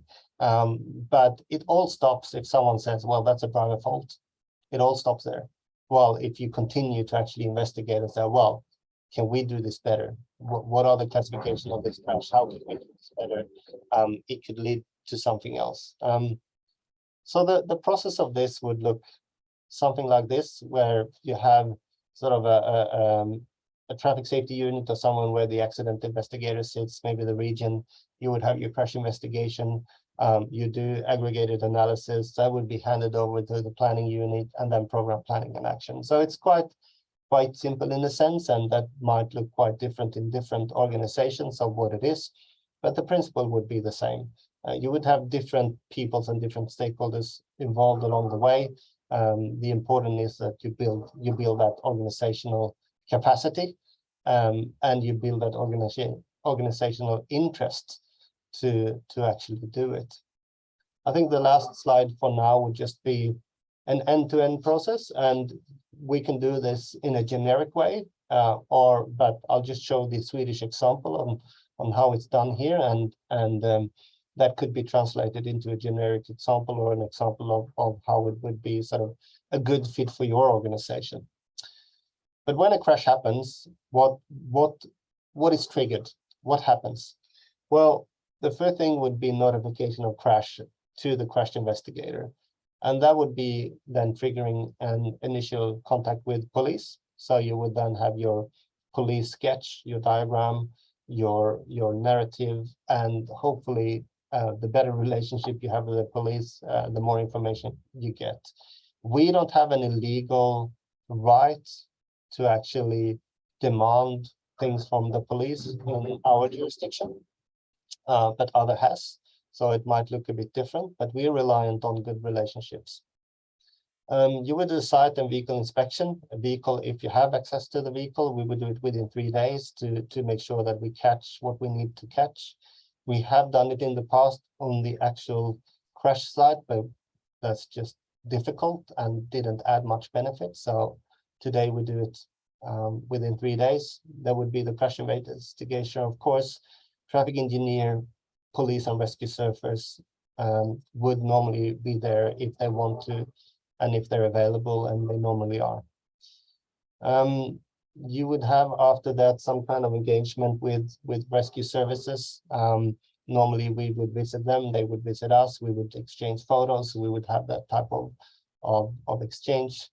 And then you'll have a regional stakeholder meeting and fatality classification. That's where you bring in your traffic engineers, maintenance crew, coroner, vehicle expert, behavior expert, vehicle industry, potentially if you have it in your country. And you would you as a crash investigator would then sort of present the evidence, what you've collected. You will make a collective decision on classifications and things like that. And also that's where you would have maybe more in-depth investigation. Maybe you want to do a reconstruction, maybe you want to do something else, and you that comes out of that. You would also brief maybe the regional director, maybe this is a high profile crash in media or something else. It'll come out of that. Sorry, I think I missed when it comes to the site inspection. That's where you would probably do your immediate actions. If you agree with your traffic engineer that, yeah, something should be done here immediately, that's where you would decide that. Monthly meeting is something that happened on the national level. So that would be your regional crash investigators would meet nationally, and you'll have a national manager, and that's where you talk about systemic deficiencies. So I found this, what do you guys think? Is this something that happens in your regions? Is it something that we need to do on an aggregated level? So you would continue to do that analysis potentially. Also, this is where we sort of register in the national database, and you keep that documentation. And also it's really for research purposes and other types of purposes. And after that, you'll have your outcomes. Those outcomes would go to the national manager, road safety director, other subject matter experts and decision makers. And that's pretty much what's going to conclude. And it's on to the next crash. So that's a generic, I would say, end-to-end process, which hopefully sort of you get an idea of all the bits and pieces that you've learned that actually happens. How does that fit into the picture when you actually do it? And this would normally happen over the course of a couple of weeks or a month, depending on when you get it information. So Ken, I think there's a natural break here, but I wonder how we should prioritize in terms of going through a live case. So if we want to go through more into Vision Zero planning, which will take us some time. So what do you think? I think some Vision Zero planning is probably appropriate, because it's certainly the jurisdictions represented in this course have made some commitments on Vision Zero planning, and they've certainly got road safety strategies which have this embedded. So I think people should get their head around that. And then it maybe instead of the live example, I have within a couple of slides just some more quicker examples that we can talk to, and it'll give us time to present the assignment at the end. I think that sounds really good, because the live example that we had, it's quite similar to things that we've already done, and sort of it's the same type of discussion. So I'm good with that. So very good. We'll spend about 10 minutes on Vision Zero planning, 10-15 minutes. So yes, and thanks for bearing with us. There's a lot of information to digest, but hopefully it's helpful. What we wanted to do was to just sort of go from only the crash investigation and the use of just one simple locations or one single location. And we've said that you can do isolated and immediate actions, but it could also result in more systemic actions, which we've seen examples on, which is really good. But one also very useful thing out of this is that it could be done in a more forward-looking planning process, where at least where I've done more strategy planning, crash investigations and the information that comes out of in-depth crash investigation has been a very essential tool to understand first principles when you go into Vision Zero planning. And it's a type of question where you would ask, would this fatality actually be prevented in the future, given that we do things that we want to do? So let's go into this. And for some of you, this would be a bit of new knowledge. Some of you have seen it before, but when we say Vision Zero planning, that's a process that we use, and that's a process that's been happening, and it's happening more and more around the world, is that more and more countries and jurisdictions are not only saying that we want zero, but we actually want zero with a date. We want to, by 2050, we should have zero fatalities and serious injuries. Or as a city, San Francisco, we say zero by 2040, or London. I mean, it's more and more common. And what you realize with that is that you can't just start then in a problem definition where we say that these are the crashes that we have. How can we make this a little bit better? But what you really need to go is to go to the future and say, okay, if we say zero by 2050 or 2040, what does that system need to look like? What's the end state? What are the vehicles? What are the roads? What expectations do we have on the road users if our system are to be that safe? And then from that, you need to sort of backcast, as we call it, to look at what does the system look today? And what's the difference between that? What's the gap between what it looks today and what it needs to look in 30 years? Because that pretty much tells us what we need to do in the next 10 and 20 and 30 years. So it's a bit of a different process. But in that process, I need to understand the problems ahead. I need to understand what my problem looked like, even though the end state might look quite similar in different jurisdictions in terms of energy management and principles. The road to get there and the pathway to get there might look quite differently because the problem look a bit different. And you need to understand the problem to actually do the right prioritizations and to map out the most efficient pathway to get to zero. And a few of those questions that we then ask is, if we plan the system accordingly to what we think a safe system should look like, would the fatalities that we have in our system today then be prevented or not? And it's one thing to then say the pipeline of treatments that we have in our system, would that also prevent these fatalities? So with the roads that we're trying to build, with the cars that's coming into the market, with the new policies in terms of enforcement of behavioral things, would these fatalities and injuries be prevented or not prevented? And sometimes it's good to do statistical forecasting because we have crash reduction factors and things and experience to understand this. Sometimes we don't. If we have new knowledge coming in or new systems coming in, especially on the vehicle side, we don't know exactly what that would do to our system because they haven't been evaluated yet. But what we do know is first principle. And what I mean with that is that if we have a system design that says this camera will look at the road and it will make sure that the car wouldn't leave the lane. I can look at that in my crashes and say, how many scenarios do I have when that happened? And how many crashes that I have in my system can I actually assume be prevented by that? And I can do that statistically, but maybe the system designer says, and well, wait a minute, you have to have good contrast line markings to do that. It can't be snow and ice. And it has to look in a particular way. And there's a certain boundary conditions connected to that, which I'll never be able to find in a statistical database.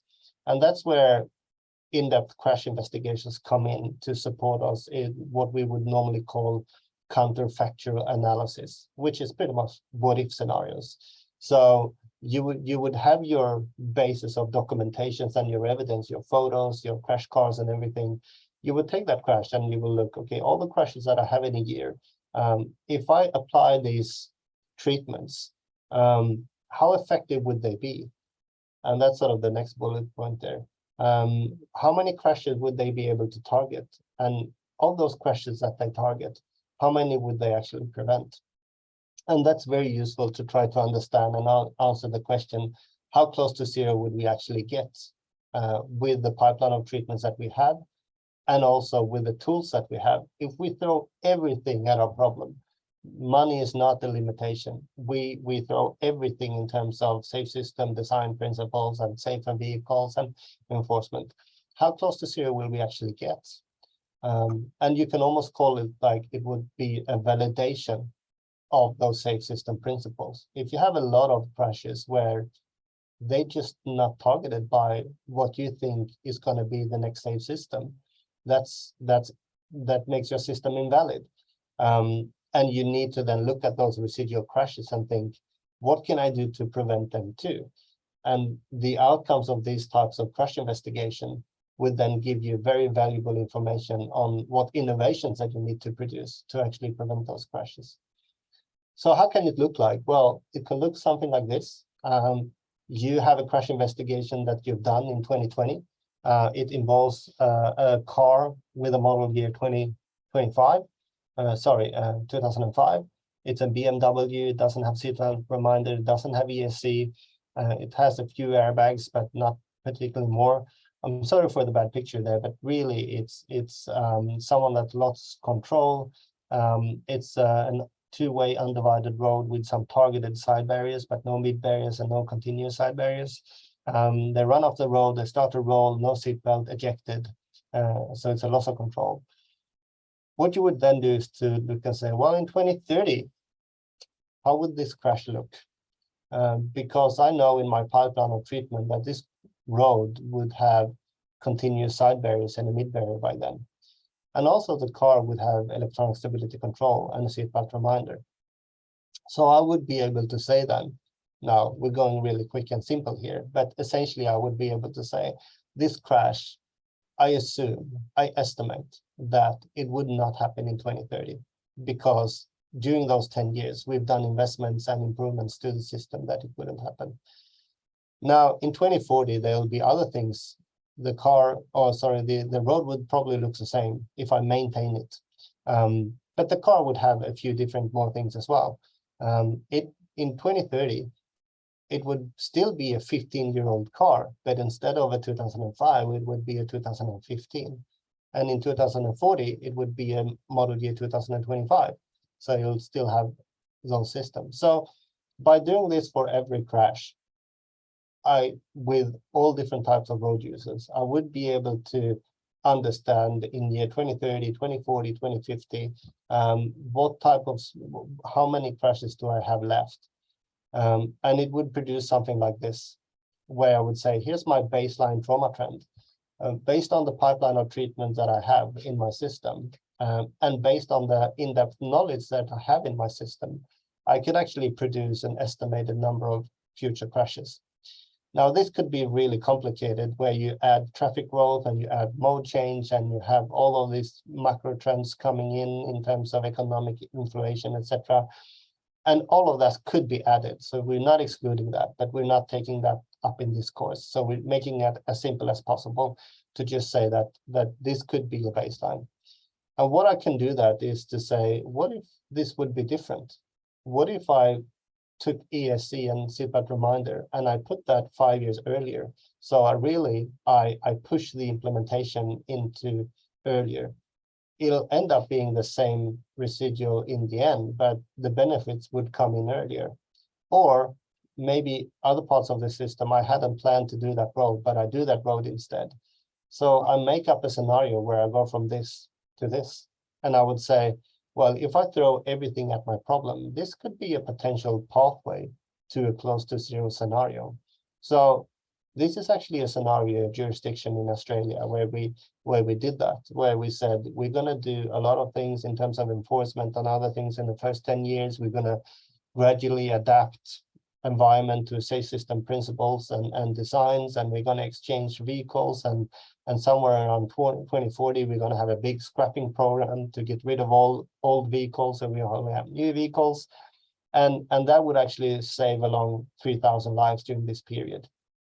But I'm getting close to zero, maybe. I'm actually reducing 90% of my fatalities.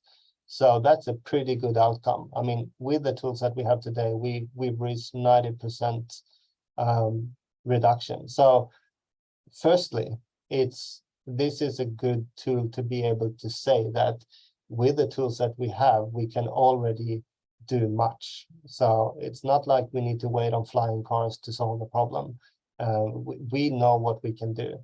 Now, of course, can we do it in a better way? Can we do it in a more cost-effective way? Can we do it in a way that's not upsetting community and politicians? Sure, that green line could be optimized according to a particular circumstances with each jurisdiction that needs to be done. But theoretically, at least we know it can be done. The other point to make is that 31 down there is not zero. It's close to zero maybe, but it's not zero. If you just compare it to train traffic, for example, and the number of fatalities that you have in trains, a relative number, if you're talking about passenger kilometers, would be around 5. So 5 fatalities per year in Sweden, in this scenario, instead of 30, would be, then road traffic would be as safe per passenger kilometer as train traffic. And I think isn't that a good way of saying close to zero? We should at least be as safe as traveling in a train. So what we want to do then is, of course, look at those 31 and say, what are they? This happened to be 31 in Sweden. So these are the one, if we throw everything at our problem in Sweden, this is what we expect to have left in 2050. You'll have a few bicycle single crashes. Those are still traffic fatalities, at least in our world. If you look at the bottom left-hand side, that's a bicycle single crash going home, rolling into a ditch and drown. That's a traffic fatality. It's a tricky one, and we don't have any good solutions for that at the moment. We have quite a lot of high number of elderly in that category, where even though they put on a helmet, they would still die, fragile, but still allowed to take their bike and should be. We had a few head-ons where there was some overtaking scenario where it's difficult to see that we would actually stop the driver from overtaking. Maybe we will in the future, but there's some systems out there that would do it today.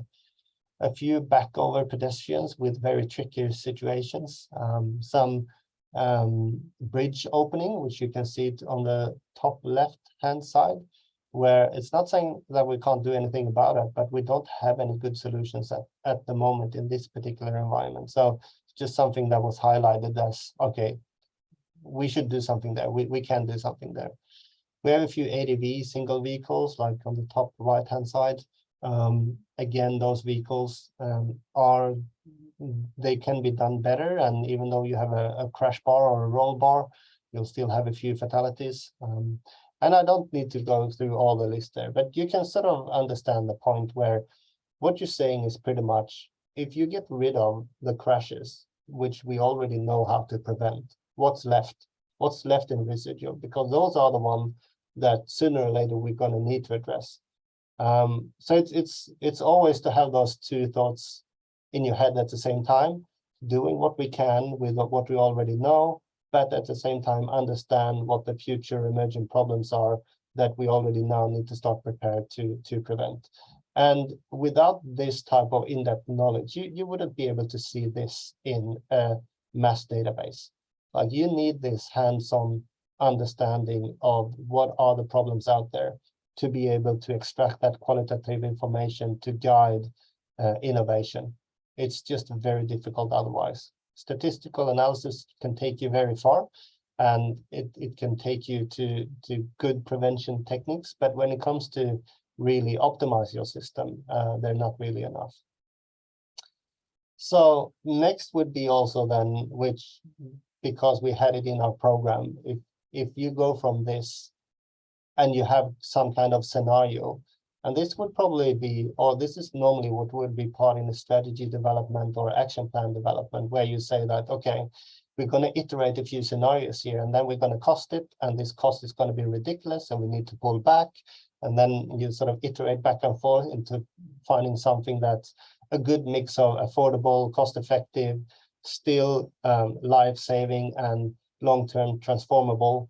And you find that, and you say, okay, here's our scenario, here's our action plan, here's what we want to do. What you want to do is, of course, also to say, what does the system needs to look like to actually get to that? And that's where you get into performance indicators or safety performance indicators. And that's, again, where your crash data can help you to understand at what level does the system needs to be, and what do I need to monitor to actually understand that the system is progressing in a good way. So this is just one example of a key performance indicator dashboard, where we say that in the middle, at the 2050, all of these indicators, what we think a system should look like, needs to be 100%, because at that time it should be a safe system. But our targets to get there might differ a bit. Maybe I'll have 100% targets on our high-speed roads with continuous barriers already in 2025, but I don't have the same ambition from other parts of the system. And this is then where we can see if we're not tracking to where we need to be on a trauma level, we want to understand, is it just trauma numbers going up and down due to random fluctuation or external factors? Or is it actually something in our system that's not correct? And this is where we would go to our indicators. And my final point would be that this is also where you would say, if I find something in the crash data or in in-depth crash analysis, which invalidates some of the indicators, this is where you should pick that up. So if, for example, we say 100% of the system should be fitted with continuous barriers on our divided freeways, because that would constitute a safe system, that would be safe. And then we go out to a fatal crash on that road, and we see that, well, today we build it with openings in the barrier, and and it's not true what we specify in the indicator if we build them according to these standards. We need to wave with the red flag and say, hey, wait a minute, we need to change this in a way that is actually more safe, because otherwise these indicators are not showing the correct thing. So again, it's quality management. It's coming to where we need to be, quality information of where we need to be, and then sort of an ongoing plan, do, check, act circle where we always sort of are being uncomfortable, which we are as crash investigators. We are the one that's finding what's wrong in the system and what needs to be improved. Otherwise, people will not be able to achieve their targets because they're doing the wrong thing. So final one, what do we normally see as outcomes of crash investigations sort of on this long journey to where we've been? Well, we see local road improvements, but we also see more systematic improvements in terms of remediation programs, maybe targeted on specific issues. We see revisions of routines and standards and guidelines. We see new infrastructure build according to best practice. We see other issues handed over to relevant internal or external stakeholders, maybe where we find things in vehicles or in other areas, which is not our immediate responsibility, but it's our responsibility to make other people aware of it. High profile system failures that we just talked about, identified and elevated. Vision Zero planning, and that was what we just talked about, where we say that, well, if we need to know where we need to be, which we do, if we're serious about zero, we need to sort of look behind and under each stone to see what we can find and how we can improve our system. And I think that concludes this part, Ken. And yeah, let's see if we have any questions, or happy for you to take over and take the last bits here. Yeah, thanks, Johan. And I do think it's important that we went through that Vision Zero planning, because certainly there's some commitments across Victoria, New South Wales, New Zealand that have really taken that the approach Johan sort of managed to distill into a very short explanation. But it is something now that Austroads is looking to deploy a lot of resources into getting people in that headspace. So I really thought that was a valuable exercise. Now, there's not any immediate questions there at this stage, Johan, but I'll share my screen. I'll take over there, and I'm just going to, sorry. Hopefully you're seeing that. I haven't got in present mode yet there. I want to ask this question of people, because we're at a point now where we've covered a whole lot of stuff. And I really want to know how you can apply your learnings in your role. And that's a question to each of the people we have there. Now, I was going to do this in a Menti and the like, but I need some time to take you through a few more things and show you how to complete the course. So I'm just going to give you a moment now to have a think about that. It could be that you're going to look to add certain bits of information to your existing crash reports. It could be that you're going to look to set up more of a regular thing with others to look at, are we getting common systemic issues? It could be that you have more of a policy side of things that you're able to start to change things. So maybe just to have a small think, and then if you'd like to put something in the chat, we would really like to see that. It could be just promoting or questioning the energy, regardless of any fault that could be found. So I'll pause there and I'll see if we get anything. Or feel free to put your hand up if you'd like to tell us. Oh, it looks like we do have a hand up. I'm going to see if that's yeah. I've put the I've given you the ability there. Nasli, if you wanted to talk, or that might have been an accidental hand up. I don't think that was me, but Ah. All right. Probably accident. Did I put my hand up? Yeah, No, you've got, Probably. that's okay. That's okay. It was lovely to have you on here anyway. All Thanks. good. Okay. But there you go. There's an example that you can talk to us if you did want. But so questioning there around how do we get funding? I mean, that's a big question across how do we get funding for road safety initiatives? How do we get funding for the extra investigations or the extra intensity of investigations we're starting to look at to get these committees together and the like? And I don't have answers specifically, but I think we need to be able to present this sort of thinking so people can see the value of it and connect it to our, strategic objectives of zero in certain periods of time or lowering trauma. So certainly some good stuff coming in there, some of it just coming to hosts and panelists and some to everybody there, but looking for ways to alter the investigation policy, to have more of this integration into it. Yeah, so trying to promote that question of why people died or were seriously injured rather than why did the crash happen. We're certainly not going to ignore that, why did the crash happen, but we really need to elevate that, why did the people die or were seriously injured, which is a really important outcome to focus on there.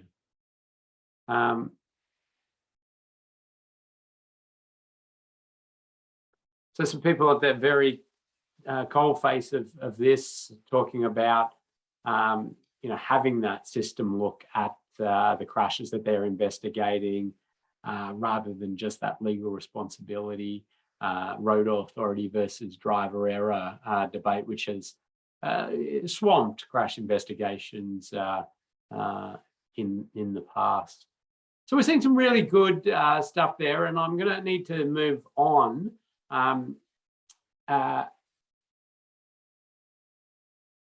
So just in order to finish off a few things, but thank you for that. And really, it is stuff that we want to see change happening. I mean, we need to all sort of move things and change things. It's not going to change by itself. People need to start stepping up and changing things. So that's good to see.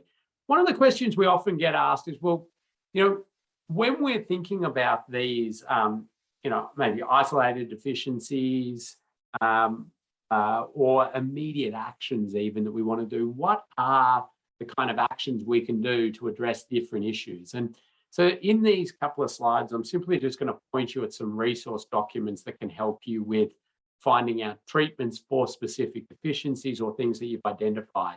So the first one is the Austroads Guide to Road Safety Part 2. And if you go to section 5.5 in that, there's a good bit of information that will certainly help you think about treatments and changes that you could look at either in that immediate or systemic change. So it's really a good resource from that perspective. The other one, and many of you know this one, the Safe System Assessment Framework, and I've taken a lot of you through this, has crash types and then different treatments with a bit of a hierarchy to them. So we've got run-off road, head-on, intersection, other crash types, pedestrian, cyclists, and motorcyclists. Now, I'll put all those into the notes so they're there, but of course, you can just go and download the Safe System Assessment Framework free. Another one for people sort of new to road safety that I think is always worth a look, and a lot of you are very experienced, so you probably won't need to be here, but the toolkit, the Road Safety Engineering Toolkit, the IRAP one, gives you the ability to search by crash type and then gives you suggested treatments and the effectiveness of those treatments or expected effectiveness of those treatments. So that's worth jumping into as well to give you a few insights. Now, just a couple of, I suppose, practical things here for as crash investigators, and many of you will know this. We often, we'll go out there. The vehicles have been removed, and there's nobody there. We might see this, which makes it very obvious where the crash was, and you're able to then look at the surrounding road environment. Sometimes it can be quite hard to actually figure out where it is, and really, to me, that I always found, having that discussion with police and calling the police and being on that ability to call them and really understand where they happen. Now, that might sound crazy that you can't work out where it is, but when the report says between this road and this road, a runoff road, and that's sort of a 3 or 4 kilometre length, it can be quite challenging to do that. So, calling the police and getting in contact from that perspective is the obvious answer, those that were on the scene when the crash occurred.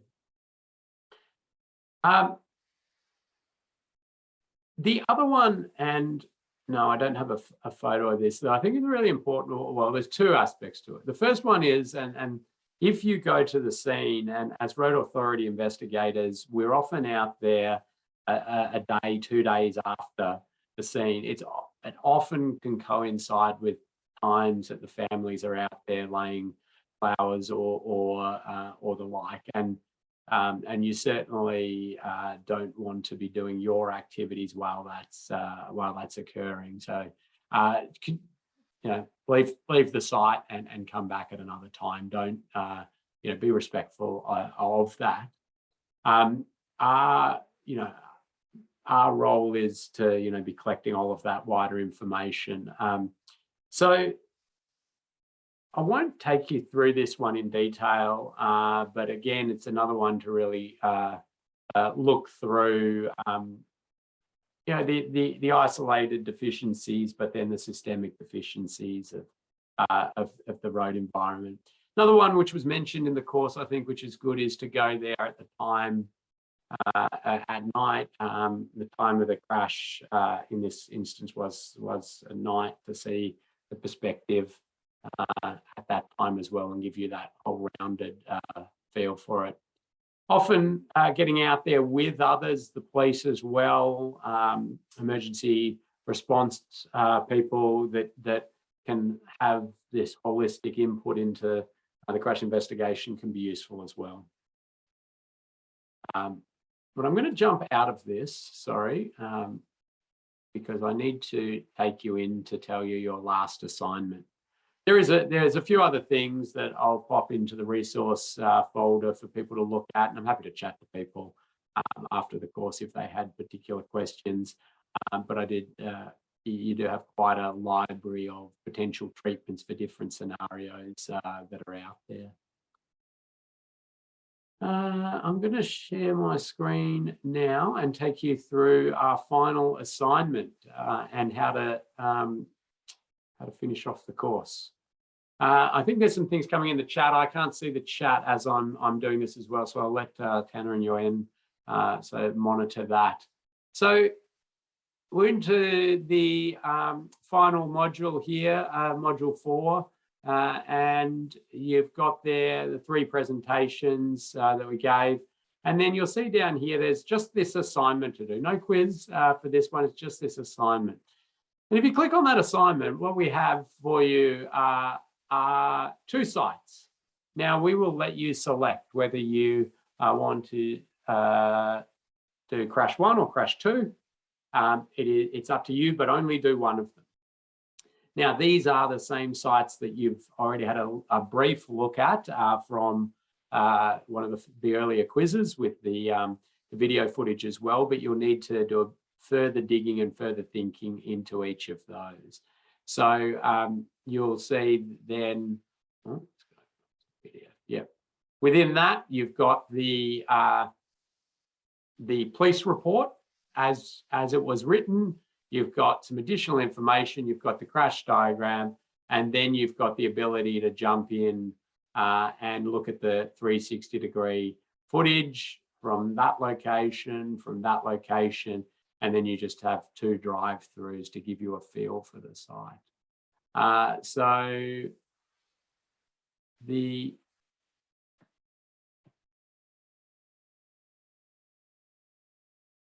So you pick one of those, whichever one you would like, and then you go to download the Word document. And this Word document will come up, and you'll see in here that there are some instructions which will be helpful to you, and you should follow these instructions. Select one of the sites that I just showed you there. Complete the sections below that are highlighted in light green. Try and be concise with your answers. We've put some general word limits because we don't want you spending excessive time, and we don't want to have to read through 20 pages from one person. Once you've completed it, PDF the document, upload it to the learning management system. And of course, if you have any issues and troubles with understanding it or the like, you can email one of us and we'll help you out. So you're going to put your name in there, and then you're going to write brief. So this one is write a brief narrative, including relevant information for the crash from your perspective as a safe system crash investigator. So the police have already written a narrative, but you write it from the perspective of now this safe system crash investigator. And then we've got a series, you're now to draw a crash diagram using that the information you got from module 3. And you can either do it in here using the tools, or you could attach a separate one if you want to do it in another software or the like, or paste a picture in there, however you want to work with that. And then you can see the some questions around the injury mechanisms. How do you classify these things, this crash, and the like. And you get to justify that with some words, some dot points. So we won't have our system issues we had with the last quiz because you're simply writing your answers and justifying it from that perspective. Now, really want concise. You can use dot points if you want, but just get that information across. So you finish that. And then you save it somewhere. Ideally as a PDF, as I say, but if you can't manage to do that, we'll take it as a Word document. And then you click down here on Add Submission, and you simply drag and drop it in there, or click there and find your file. So that will then get marked, and once you've finished, so I'm just going to go back to here. Once you've finished that and you've done all the quizzes from the other one, and you've passed, you've got above 80% for everything, the last thing you'll have to do is a course feedback. Just a couple of questions to help us keep improving this course, either the content, the way we've run it, or the like, and tell us what you liked as well. Then once you complete the feedback, your certificate will release, and you'll be able to download a copy of your certificate there. So that's how you sort of finish off and finalize the course. As I mentioned there, I'll drop some more stuff into the resource with some different things that I just mentioned there in terms of where you can get those fine treatment, different infrastructure treatments and suggestions and the like. Of course, if there's questions that come up along the way, you can always get in contact. Okay, there's a good question that's come in there of when is it due? And I think we give you 2 weeks on this one. Sorry, I'm just going to go up in our last minute here because it should say it in here.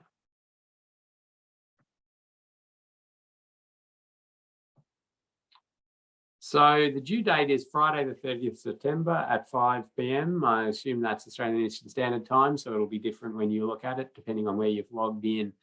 So hopefully it won't take you a huge amount of time. I would suggest just knocking it off. It shouldn't be that long. You've got everything at the desktop, and you can process that. Yuan or Tanner, anything in there that I've missed? No, No, I I don't think think- so. No, I think it's Okay. all good. Thank you. All right. But of course, if anybody has any issues, they're going to get in contact with us.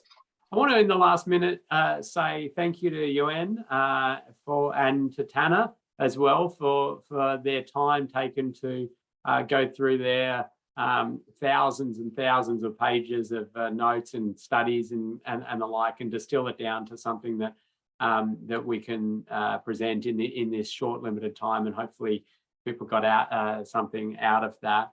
I want to thank everybody for taking time to do this course, because as I mentioned before, if we're not going to make the changes, they're not going to happen, and we're just going to continue on seeing the trauma that happens out there. And it's up to us to do it. And the first step is to really start to get your head around, well, how are we going to do it? What is best practice? How can we learn from Yuan and from Tanner and others? And then how do we apply this in our particular circumstance? So it'll be different for all of you in exactly how you do that, but it presents us a wonderful opportunity to contribute to saving the lives and preventing debilitating injuries to our community. And that's why we do crash investigation, and that's what we want to continue to do, is bring down that trauma. So thank you for your time. Of course, reach out if you've got any questions. You've got Yuan's contact details, you've got Tanner's contact details, you've got my contact details. And let's finish off the course, get your certificate, and promote the fact that you're a safe system crash investigator. Thank you. Good. Thank you all. Thanks, everyone.